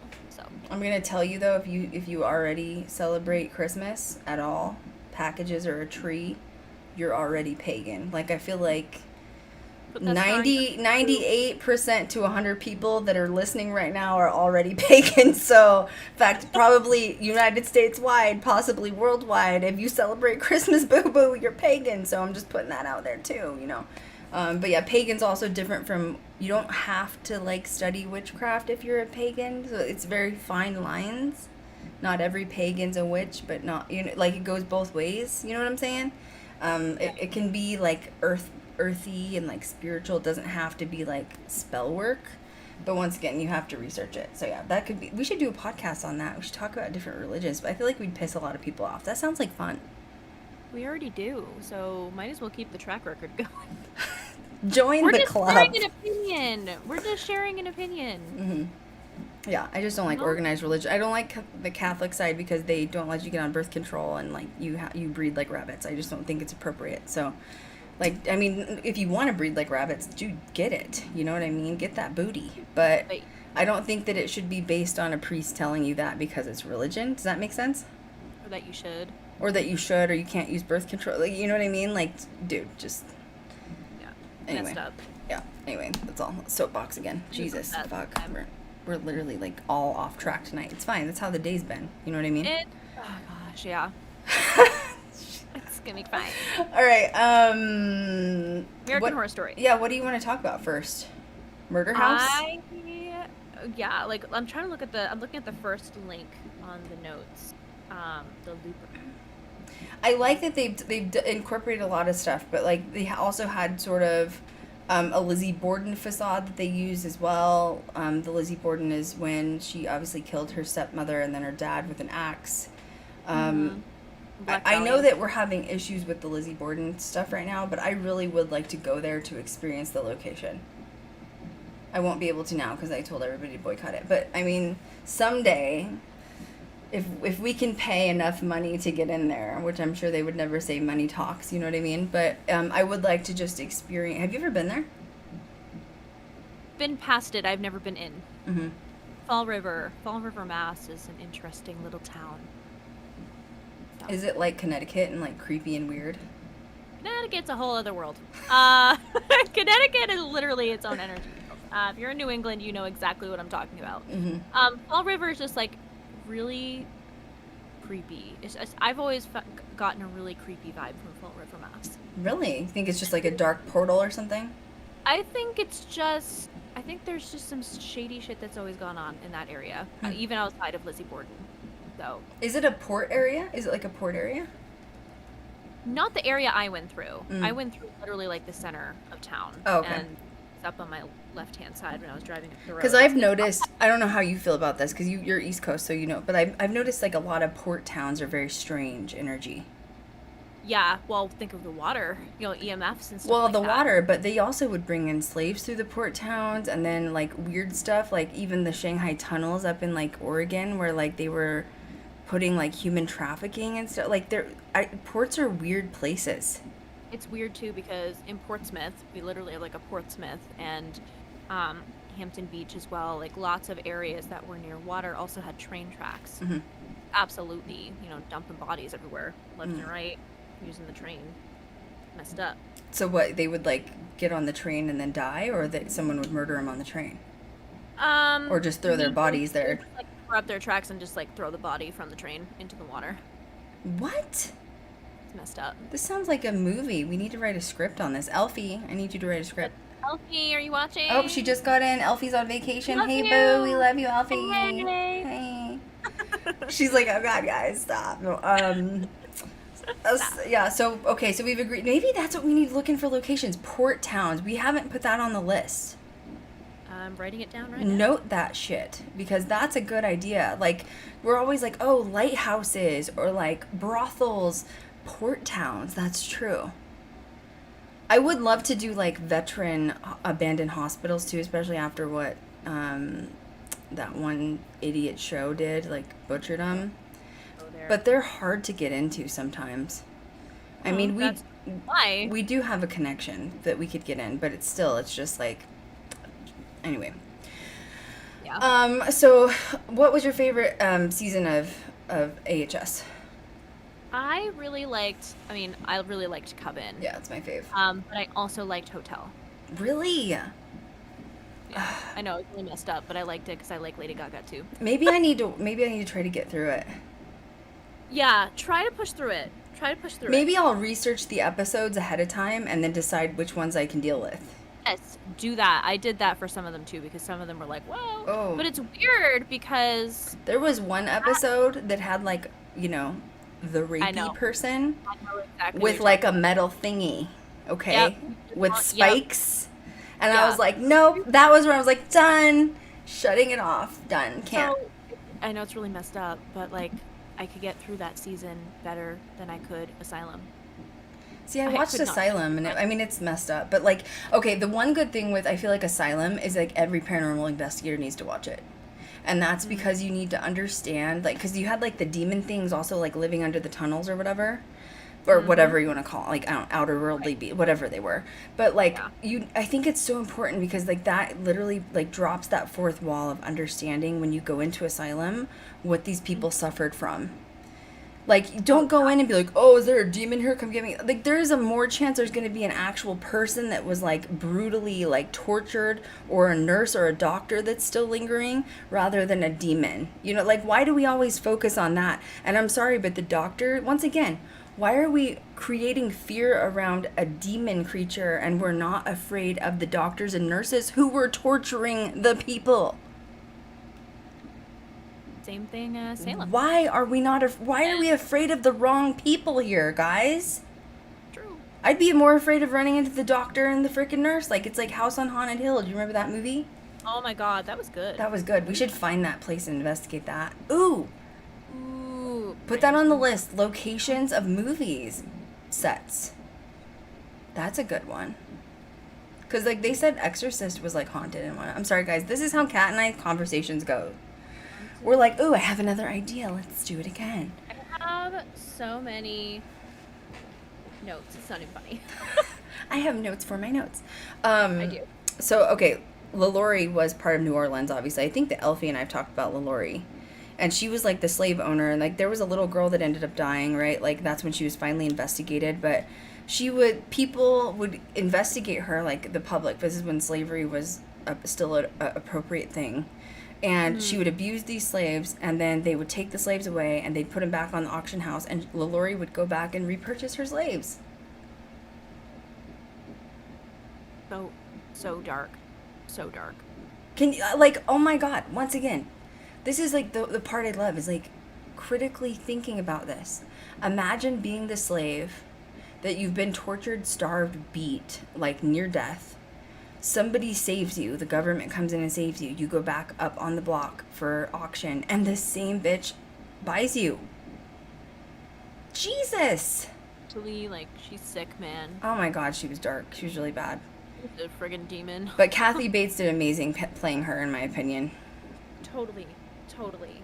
So she lived in this, like, white socialite, and obviously Kathy Bates was a part of this. It was in Coven. It's, like, literally the first episode, I think, isn't it? That she's, like, introduced her character. And they don't know, like, there's so much speculation around this. And this goes back to, like, the gatekeeping thing again.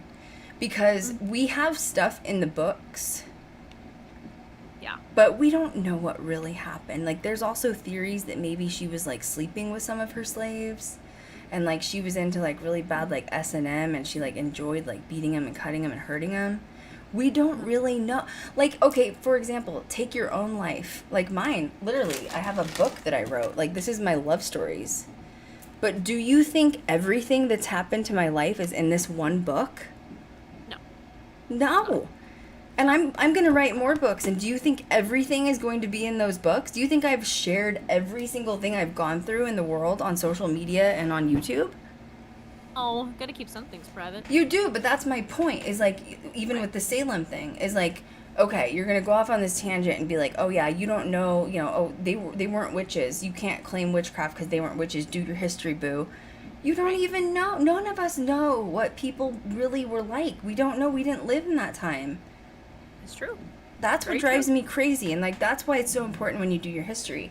When Kat and I filmed for the pilot, which just won for film festivals. Holler. I'm sorry, I'm just so proud. I'm so proud. But yeah, we won 4 film festivals for this pilot, but we had done accurate history. Like, Kat and I had been researching for months. When we got on set, we even went to the local library that was like an hour away. Like, we did the thing. You called the historian too, didn't you, or something? Like, literally. Elms, yeah. Try to get information. So when we were like ready. We're like, we have this location. We've got this down. And then we get there, and guess what? None of the history mattered, because the evidence that we got wasn't even related to the history that we did. Yeah, the entities have their own story to share. And you should let them. And it's really, it's crazy to me, because you see these paranormal shows that are always constantly flopping, and it's for a reason. Just let the freaking ghosts tell the story. It's really not that hard. It's not. If you give them the space to listen and shut up, you know? You'd be surprised what would come forward. You mean you shouldn't put, like, you know, a veteran ghost in a box and then go outside and blow it up? Like the Tennessee Wraith Chasers did? Calling it a demon. You can't blow up a ghost. Or can you? I don't know. But you can't. I don't know. You can't. I don't. Once again, I'm also more afraid of the Tennessee Wraith Chasers at this point, that they think that they can destroy energy, because that's playing God. Once You're just again, blowing up boxes. rather hang out with a demon than chill with people that think that they can play God. So anyway, Like fire? Like, is that why you're doing that? Like, do you like blowing up things? I don't really understand. I don't know what their gimmick was, but I couldn't get through it. I couldn't stomach it, honestly. It was just annoying. Yeah. And once again, I'm sorry, but if there was something angry there, it wasn't a demon. It was a pissed off veteran that had PTSD from Vietnam. And you just tried to blow him up, and now he's more pissed. It's true. It's so sad. Anyways, So sad. Voodoo Queen, oh my god, was played by Angela Bassett, which is Marie Laveau. Oh my god. Obsessed. Yeah. Laveau. Really? Depends on how you say it. But I've done research on her so many times. I hope someday that we can go to her. That's one of Elfie's places that she wants to get to is Louisiana. She loves the history of Louisiana and New Orleans. And her gravestone is still, like, heavily worshipped to this day. But you can't find it, I've heard, unless you actually go to Louisiana, because it was destroyed a couple of times. It was, like, defaced. Yeah. So you have to sort of ask questions, and then, like, people will lead you to it that are, like, locals. You can't really look it up online. True. Oh man, this is a good one. We've talked about this before. Papa Legba.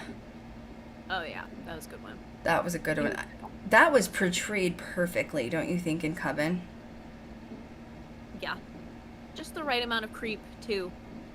You know, creepy, but also understanding like the undertone of what he was there for. Yeah, so he's supposed to be like this gatekeeper of like the underworld, and then there was like this stuff that happened on social media. This girl supposedly, this white girl supposedly summoned him, and everyone was like, yeah, that's what she gets for summoning him. He killed her.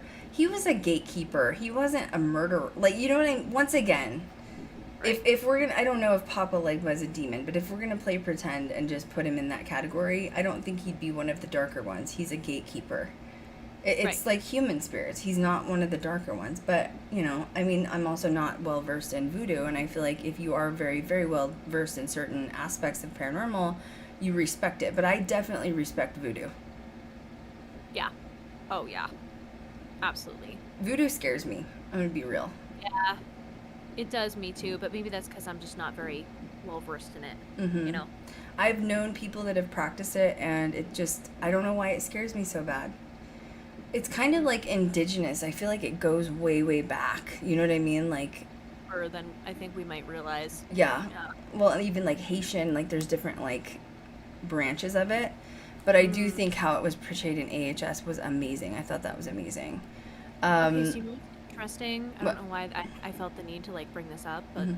so with like my ancestry, my father got some of his results back, and of course like it changes all the time, but discovered that he is 27%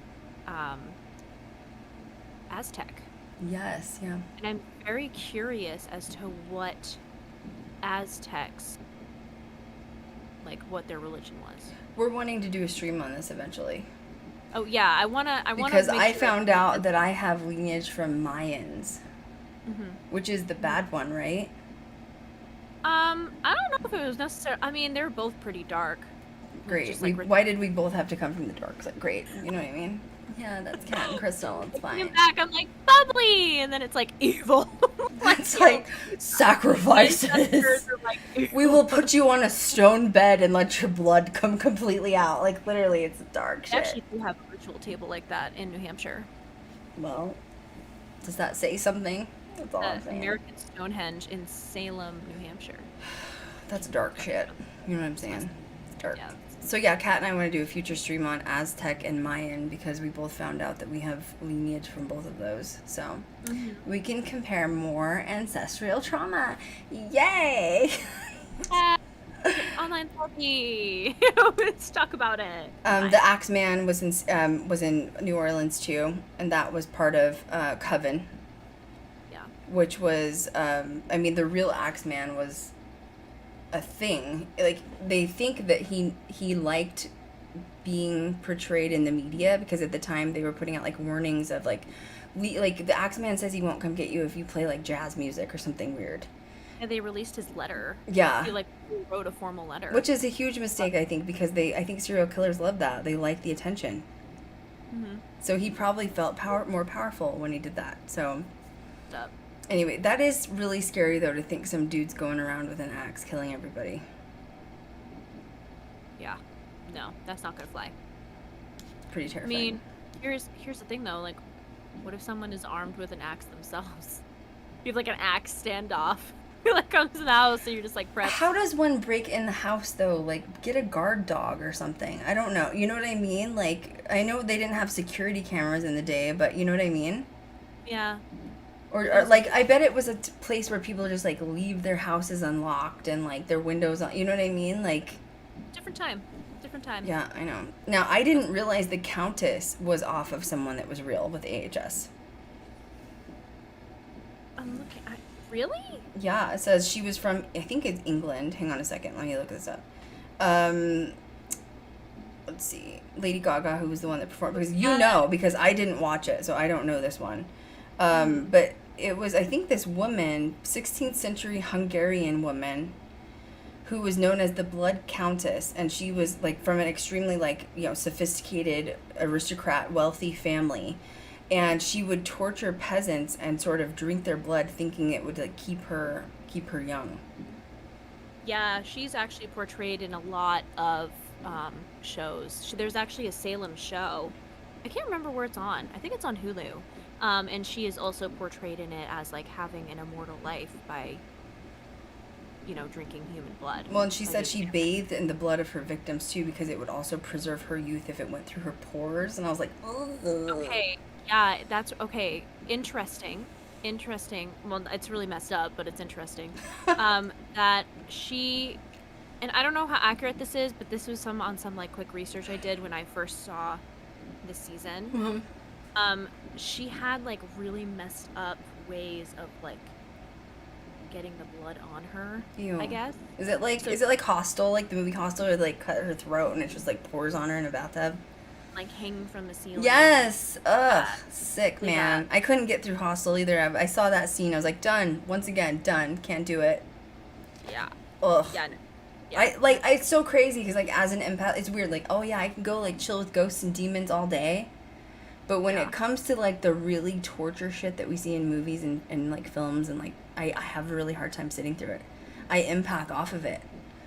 Like that scene in Hostel, I was like, oh, my throat. Like, Jesus. I was like, I can feel it. Like, it's what you said It's with true. Asylum. You're like, I felt like I was getting a lobotomy. I could literally feel it. Like, I could literally feel the electroshock therapy of it. Like, that startled me. That startled me because it wasn't even just like watching it and being afraid. It's like I could legitimately feel it. Ugh. And that freaked me out really bad. So I was like, we're going to just take a step back here, boo. That's when you're a good filmmaker, when people are like, can feel what you put on film. Like, Jesus, God.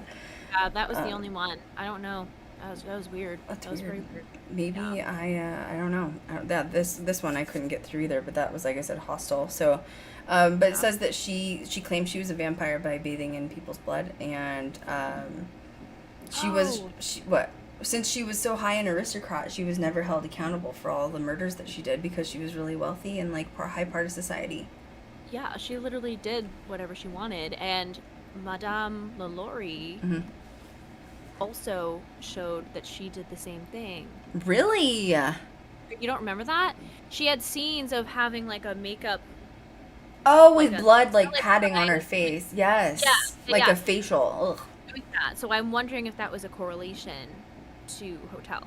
Meaning like they sometimes have those weird Tie it synchronous together. Mm-hmm. characters and stuff like that. I wonder if Yeah. that was in real life. We'll have to research that because that's interesting. Yeah. I wonder, like, so, thinking of places like that, like the LaLaurie Mansion, which is in New Orleans, like, it's been done a lot because paranormal shows obviously go there. But I do wonder, like, it's always men going to these places. I know that if we went in these places, we would get completely different evidence because you for do women. you do ask yourself, you go into the Laurie mansion as like three really strong females, you, Elfie, and I don't think we're gonna get the kind of evidence other people have gotten. I think she's gonna be like, yes, I like strong women. That's what I was like. You know what I mean? Sort of attitude. So it would. I'm just interested in seeing what kind of evidence we would get with these places. Maybe we will. You never know. Oh man. You never know. So then there was another one based off of H.H. Holmes, which is obviously Hotel Cortez. This is the one I couldn't get through. This is the one I didn't realize it was based off of H.H. Holmes, or I might have tried to sit through it. His childhood home is in New Hampshire, and it's like 18 minutes for me, and I want to go visit it. Like, Have you really driven bad. by it? Yeah, it's not blocked off, but it's not lived in. It's in Gilmanton, New Why don't Hampshire. you go make a TikTok driving by? Yeah, I should. I really should. I'm actually thinking about calling the people that own it, because do believe it is owned, like, obviously. But no one's like inhabiting it. No, and it is considered a historical, like, landmark. Like, they have a whole Cat. sign out there. Yeah, I know. I just need to Location. go make a drive-by. Yeah. God, that I sounds should- dangerous. I need to make a drive-by. I'm sorry, Right. guys. Tomorrow I'm busy. I'm gonna run to H.H. Holmes' house. Sorry, I'm just busy. Holmes house, y'all. Sorry. I'm gonna go have a hang sesh, you know what I'm saying? So H.H. Holmes, he was dark, man. See, and that's what wasn't he a Taurus? I don't know, but he has a freaky mustache. It's like it's the pedo mustache, isn't it? Oh, it's like Or like it's like animal on his face, like woo. pedo what is mustache, like child rapey mustache, yeah, for sure. Yeah, it says majority of serial killers are Taurus. I'm offended. I'm offended. Any Aries? No, not usually. Yeah, I literally looked up H.H. Holmes Taurus, and then all of a sudden the first article is like majority of serial killers are Taurus. You know what? I feel you, because I've been pushed to the edge a few times. Okay, and I understand the feeling. Okay, I could run somebody over and not feel bad about it some days, because and I don't mean like with a car. I mean with my legs. I could stomp over you, because I just get sick of people's shit some days. You know what I mean? Deceased. Anyway, yeah, H.H. Holmes was. It looks like he was. I would like to find out, like, we should do a series talking about, like, astrology more. I think so. Because it would be interesting to correlate, like, sun signs with moon signs and, like, rising signs, too. Very Wouldn't true. it? Yeah, that'd be fun. So, anyway, do going back. So, H.H. Holmes, that was good.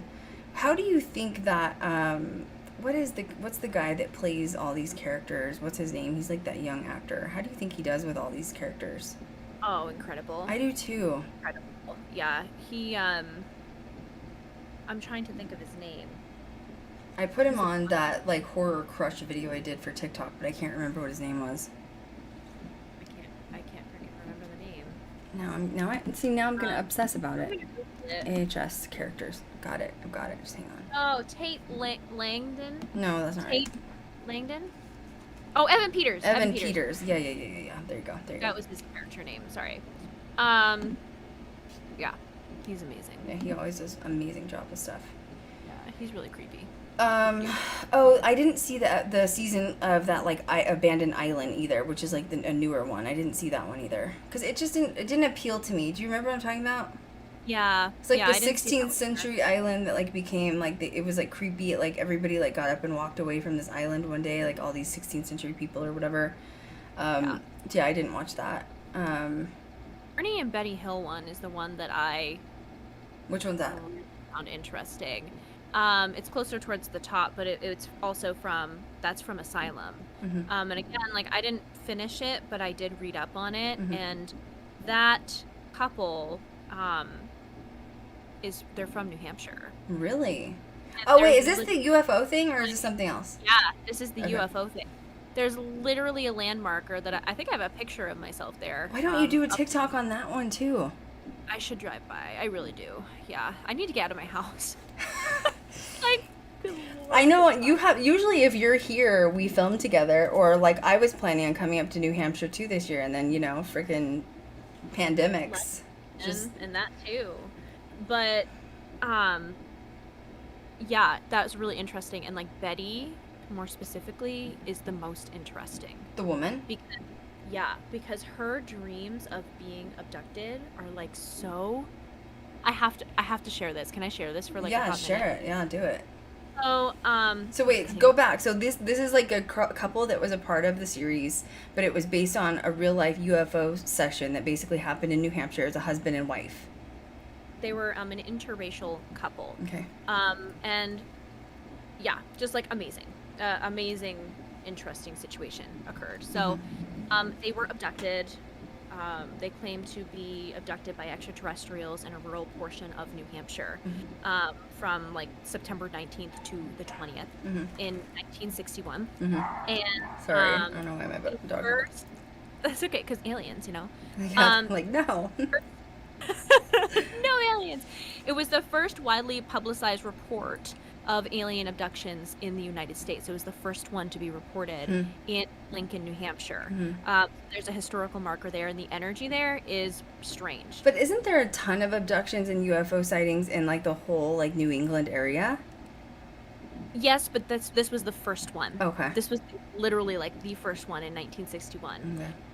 And interestingly enough, just to like jump ahead for a minute, the husband died at the age of 46.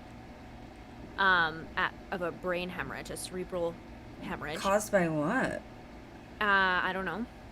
And then, but she didn't pass until 2004 at the age of 85. But she passed away of cancer in 2004. Okay, that's weird because they say if you have abduction, you're like, high levels of radiation are emitted to you. So if there was like a brain aneurysm or something, that could have been correlating. Same with cancer, right? Yeah. Weird. Yep. So, Betty and Barney were like put in separate rooms, to talk about their experiences. And the reason why that this was considered a credible, situation is because at the time, being an interracial couple, and they literally put this in their statement that they wouldn't want to draw Attention. on themselves. Right. So if they're doing this, well, you could get killed like for being interracial at that time. Right. Yeah. So it was very like, that's why they took it as credible, which is messed up, but I do believe it happened.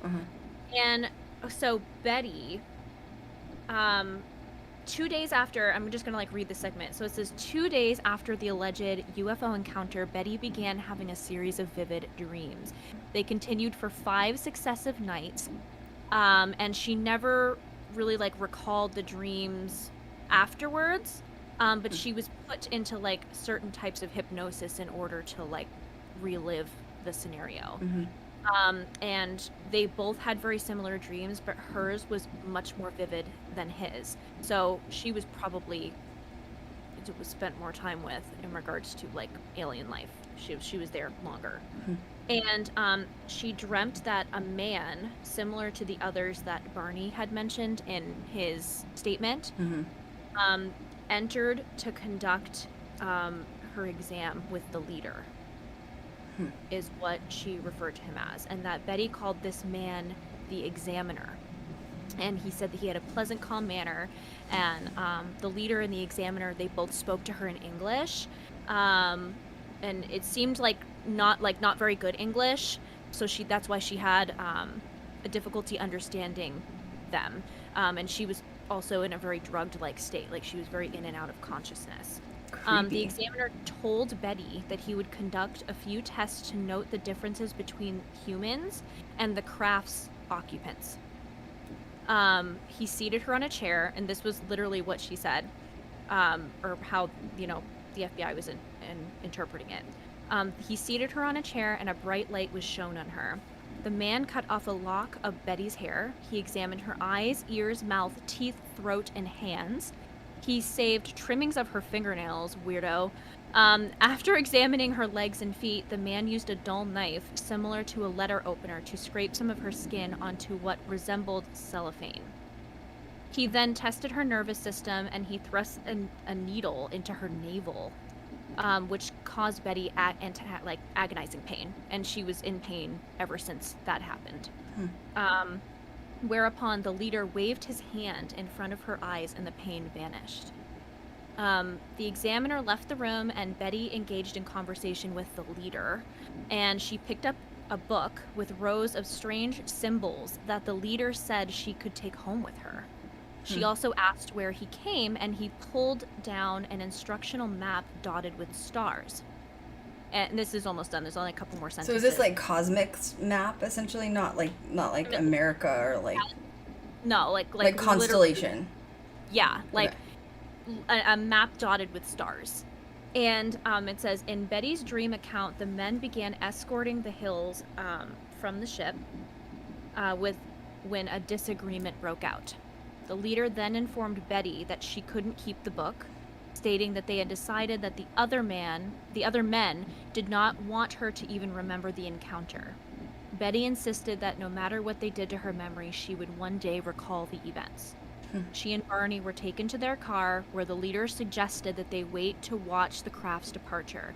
They did so, and then they resumed their drive. Apparently they had been driving 35 miles completely blacked out. Like, they landed in a certain part of New Hampshire that they have no idea where they were. Wow. Yeah. But see, I don't think they're all. I don't know. Like we've talked about aliens in the past. I don't think all aliens are bad. I think that the government's made us more afraid than anything. But this is a perfect example of the leader being kind to her. Right. And saying, I mean, no one wants to freaking get abducted. I'm not saying go get abducted, okay? Right. But Follow you know, Dr. Stephen Greer though, if you're interested, because he's amazing. Yes. Yes. You know, he was showing her the answer she wanted, which was where they live, and you can take this book if you'd like. And should I share my abduction story? Yeah. Oh, yes, do it. I've never done it before. You know it, don't you? I do. Do you think I should? I don't know if I should. I think I had an abduction once. Pretty sure, like 99% sure. Yeah, I had, this was like a few years ago, so I've been on YouTube, so aliens know me. Peace, hey, what's up? Glad the extraterrestrials are watching me. I was having a problem, like, I'd say maybe 4 years ago, so 3 or 4 years ago. You were around when it happened, weren't you? Years ago, yeah. Yeah. Yeah. I had, I've always had issues once in a while with ovarian cysts. And I've never been diagnosed with PCOS. I don't have pregnancy problems, like nothing like that. So it's not serious. But I'd had a cyst on one of my ovaries, and I've had it since like literally I was like 18 or 19. And if you don't get the cyst, most of the time cysts on your ovaries will go away. They're very painful when they burst. I've had some burst. You've had them burst. They're really bad. I think you're gonna die. Yeah, you'll literally be hospitalized for a burst cyst. Like it feels like your uterus is gonna explode. But yeah, it had a ovarian cyst, and it essentially didn't burst by itself, which is rare, and it ended up turning into something called a dermoid cyst. So most of the time, women have dermoid cysts. It was basically like, skin, like a hardened skin ball, sort of just like by your ovary or whatever.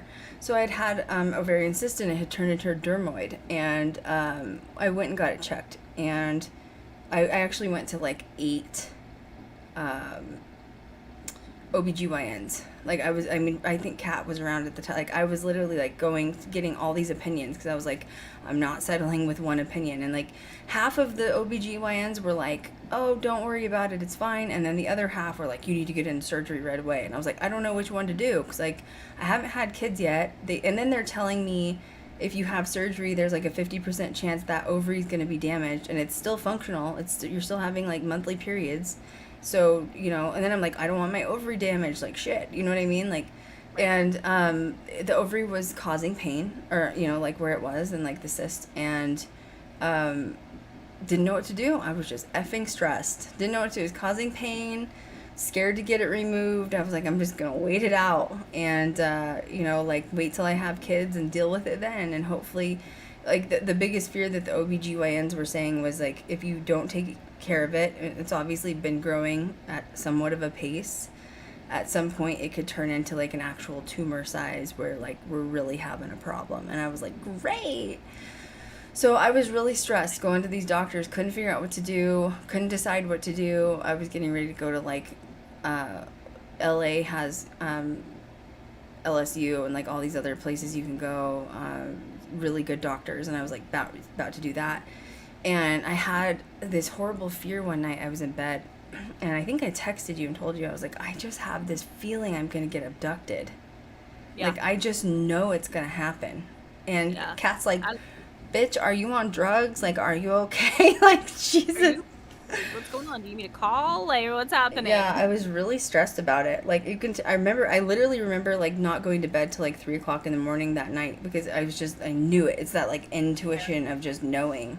And it was in my house where I'm at. And, I finally, like, passed out because I was so tired. I was just exhausted. I just, like, I'm not, like, I can film, you know, when we're doing paranormal late, but, like, when I'm that stressed, I'm just like, I can't sleep. I don't know why.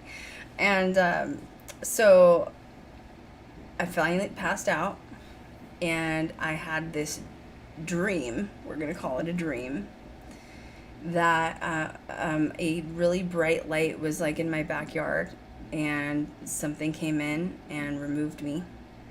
And I woke up in a ship, and at bright lights, I was on a surgical table, and I have doctors above me, predominantly one. Looks very human-esque, to be honest with you. I would say more either like a pinkish gray toned skin, like, but really, generally speaking, looked human, honestly. He was wearing like a surgical mask, and I was like, I couldn't move. And I remember like being very groggy and like looking down at that area, if you know what I'm saying. Couldn't see anything though, because I was covered by like a blanket / a sheet. And he telepathically spoke to me and was like, you're gonna be okay. Like we're not doing anything wrong. Like, you're gonna be okay. Everything's gonna be okay. And I was like, no idea what's going on, honestly. No idea. And just remember being like, okay, it's gonna be okay. I don't know why. Because once again, it's a dream. We're gonna call it a dream. And then I just laid back down, passed out, woke up the next day, and had a little teeny incision scar on that side. Very teeny. Not even a half an inch. Like, I can't, like, literally it was like this. Like, I mean, a little pinch. You know what I mean? And I was like, am I crazy, Kat? Like, am I nuts? Like, something's up. So I had another appointment going into the doctor, and I went back like 2 weeks later to another doctor. And they have to do, not to get vulgar, like a internal exam with a ultrasound, okay? And they were like, we don't see a dermoid cyst. We don't know what you're talking about. I remember that phone call when you called me. It was creepy. And I was like, there's no way. Like, they had my medical records, you know, from all these other doctors that I'd had exams at, and like had like literally taken internal ultrasounds, like, and they were like, yeah, there's no dermoid cyst. And I was like, does it just go away? Like, normal cysts can burst and just go away, but dermoid cysts are like material, like matter. They don't just go away. And they were like, yeah, could have. And I'm like, your body's gonna just absorb you know, like, right. But I wasn't gonna tell him what happened, obviously. But yeah, I haven't had pain since, and that was the end of that. Damn. Did I feel like? And I remember I called you the next day, and I was like, dude, I'm so sure I got abducted last night. And I'm sure you were like, bro, you were just paranoid as fuck last night. Like, just calm down, you know. But like, yeah, I think that happened. Like, I don't. How else do I explain that? Was I in fear of what happened? No. And honestly, that's the pivotal moment when I started doing more research on UFOs and aliens, and that's when I was like, dude, they are not here to hurt us 100%. Yeah. And then Dr. Stephen Greer started following him, like, researching it, and like, yeah, I'm not saying some of these like horror stories don't happen, but like, I think that it is somewhat government controlled to make us in fear of like other races. I agree. So anyway, I don't know, take from that what you will. All I have to say is I don't know where the hell that cyst went, because it should still be there. Yeah, it's floating in space. It's floating in the abyss, okay? You're gonna hit an astronaut in the head. What is this? It's an asteroid-sized cyst. It's just gone. This looks like this. Take it back. Where did this material come from? You guys know what this is? Should we test it? Actually, the cyst is sitting in Area 51, guys. Yeah. You know, it's in a glass case right now. Yeah, it is creepy though, yeah. but it was like, I don't know, man. I believe it. I don't know. I mean, things like that, and without how all the stories are so similar, when it comes to it being like a hospital room. Well, it is weird because it's also like I was scared to get surgery because I don't want my other ovary taken. That takes your 50% chance of like pregnancy down, and like I don't know if I'm having kids, but I want that decision to be on me. I don't want that right taken away. And so I was like, I'm just gonna have to deal with the pain, and then it was just like gone. Like, and I'm talking like the cyst was like literally larger than a quarter. So I'm not talking it was just teeny. Like this was a big, and imagine that on the size of your ovary, which that organ is very petite and delicate like a flower. And I was scared. And so whatever they did when they did the other ultrasound, they're like, everything's there. Because I was like, oh my God, is my ovary gone? Like, jeez. They took the ovary. No, the ovary's there. So I guess that just means that we don't have the like precision technology that they have wherever they're at, floating around with my cyst up there. You know what I'm saying? Floating in the Milky Way. Floating around. Oh my God. All right. Where our streams go, y'all. Listen, thanks for Literally. saving Ghost Girl Diaries clean, Krystal. Oh my God, it's dead. Fuck. Normally I try to not cuss on this, but I feel like we're just there today. You know what I mean? Oh God! Oh, we're not allowed to cuss. I mean, I just don't do it. Like, I try to not to, because you can get blocked through like the algorithm. But you know what? I don't know, man. You know, I'm just here to be myself. That's about it. So. Well, I threw a heavy F-bomb. I know, that's why I was laughing when you did it, because I was like, damn, she's. I don't swear often on here. Off camera, yes. But I'm just saying, I'm fired up. Okay. Screaming. Forgive oh me, my God. YouTube. Forgive me. Forgive me, baby Jesus, Black Magic. Forgive. Elfie is on vacation this week. Elfie, we love you. Thanks for tuning in, even though you're on vacation. I hope you're enjoying yourself. Next week, Elfie should be back. I don't even know what we're doing next week, but it's fine. I feel like we've just been winging it. It's kind of going. It's kind of good. It's kind of good. And it's working out. Work is about to pick up on the other side of us, not social media, not podcast side. So I don't know what's going to happen over the next 3 to 4 weeks, to be honest with you. If there's a chance that we're not live on a Friday, we are busy, boo, and I can't do anything about it. And I'm not going to kill myself trying to get on a podcast just because of everything else that's going on. The next, 3 months are going to be pretty bad for us, just so everybody knows. All three of us, Elfie, Kat, and I. So, yeah, make sure you find us on TikTok. Hopefully we should be here next week. Fingers crossed, no issues. Whatever we're doing next week, you'll find out about it later. And any signing off messages, Kat? We love you. We love you guys. Thank you for being here and dealing with our random but I just caught myself. Did you hear that? I just caught myself. No, I mean, at this point, I don't think it matters. You know what I mean? Like, but yes, and yeah, we appreciate the support. Yeah, we love you guys. Thanks for following us on TikTok. I have like 4,000 views on my Beetlejuice video. It's so good. On Instagram. I was like, what? It's so good. So yeah, I'm glad everybody likes me. I made a if you're not following me on social media, I made a Beetlejuice inspired look. So since you guys loved that, I'm gonna do more. I think I'm gonna stay with like horror characters or like ghost characters though. Do it. Like I don't want to do just like random shit. You know what I mean? So yeah. So make sure you guys follow us on social media. We love you guys. Thank you for being here. As always, make sure you download us as a podcast. It will be uploaded hopefully tomorrow.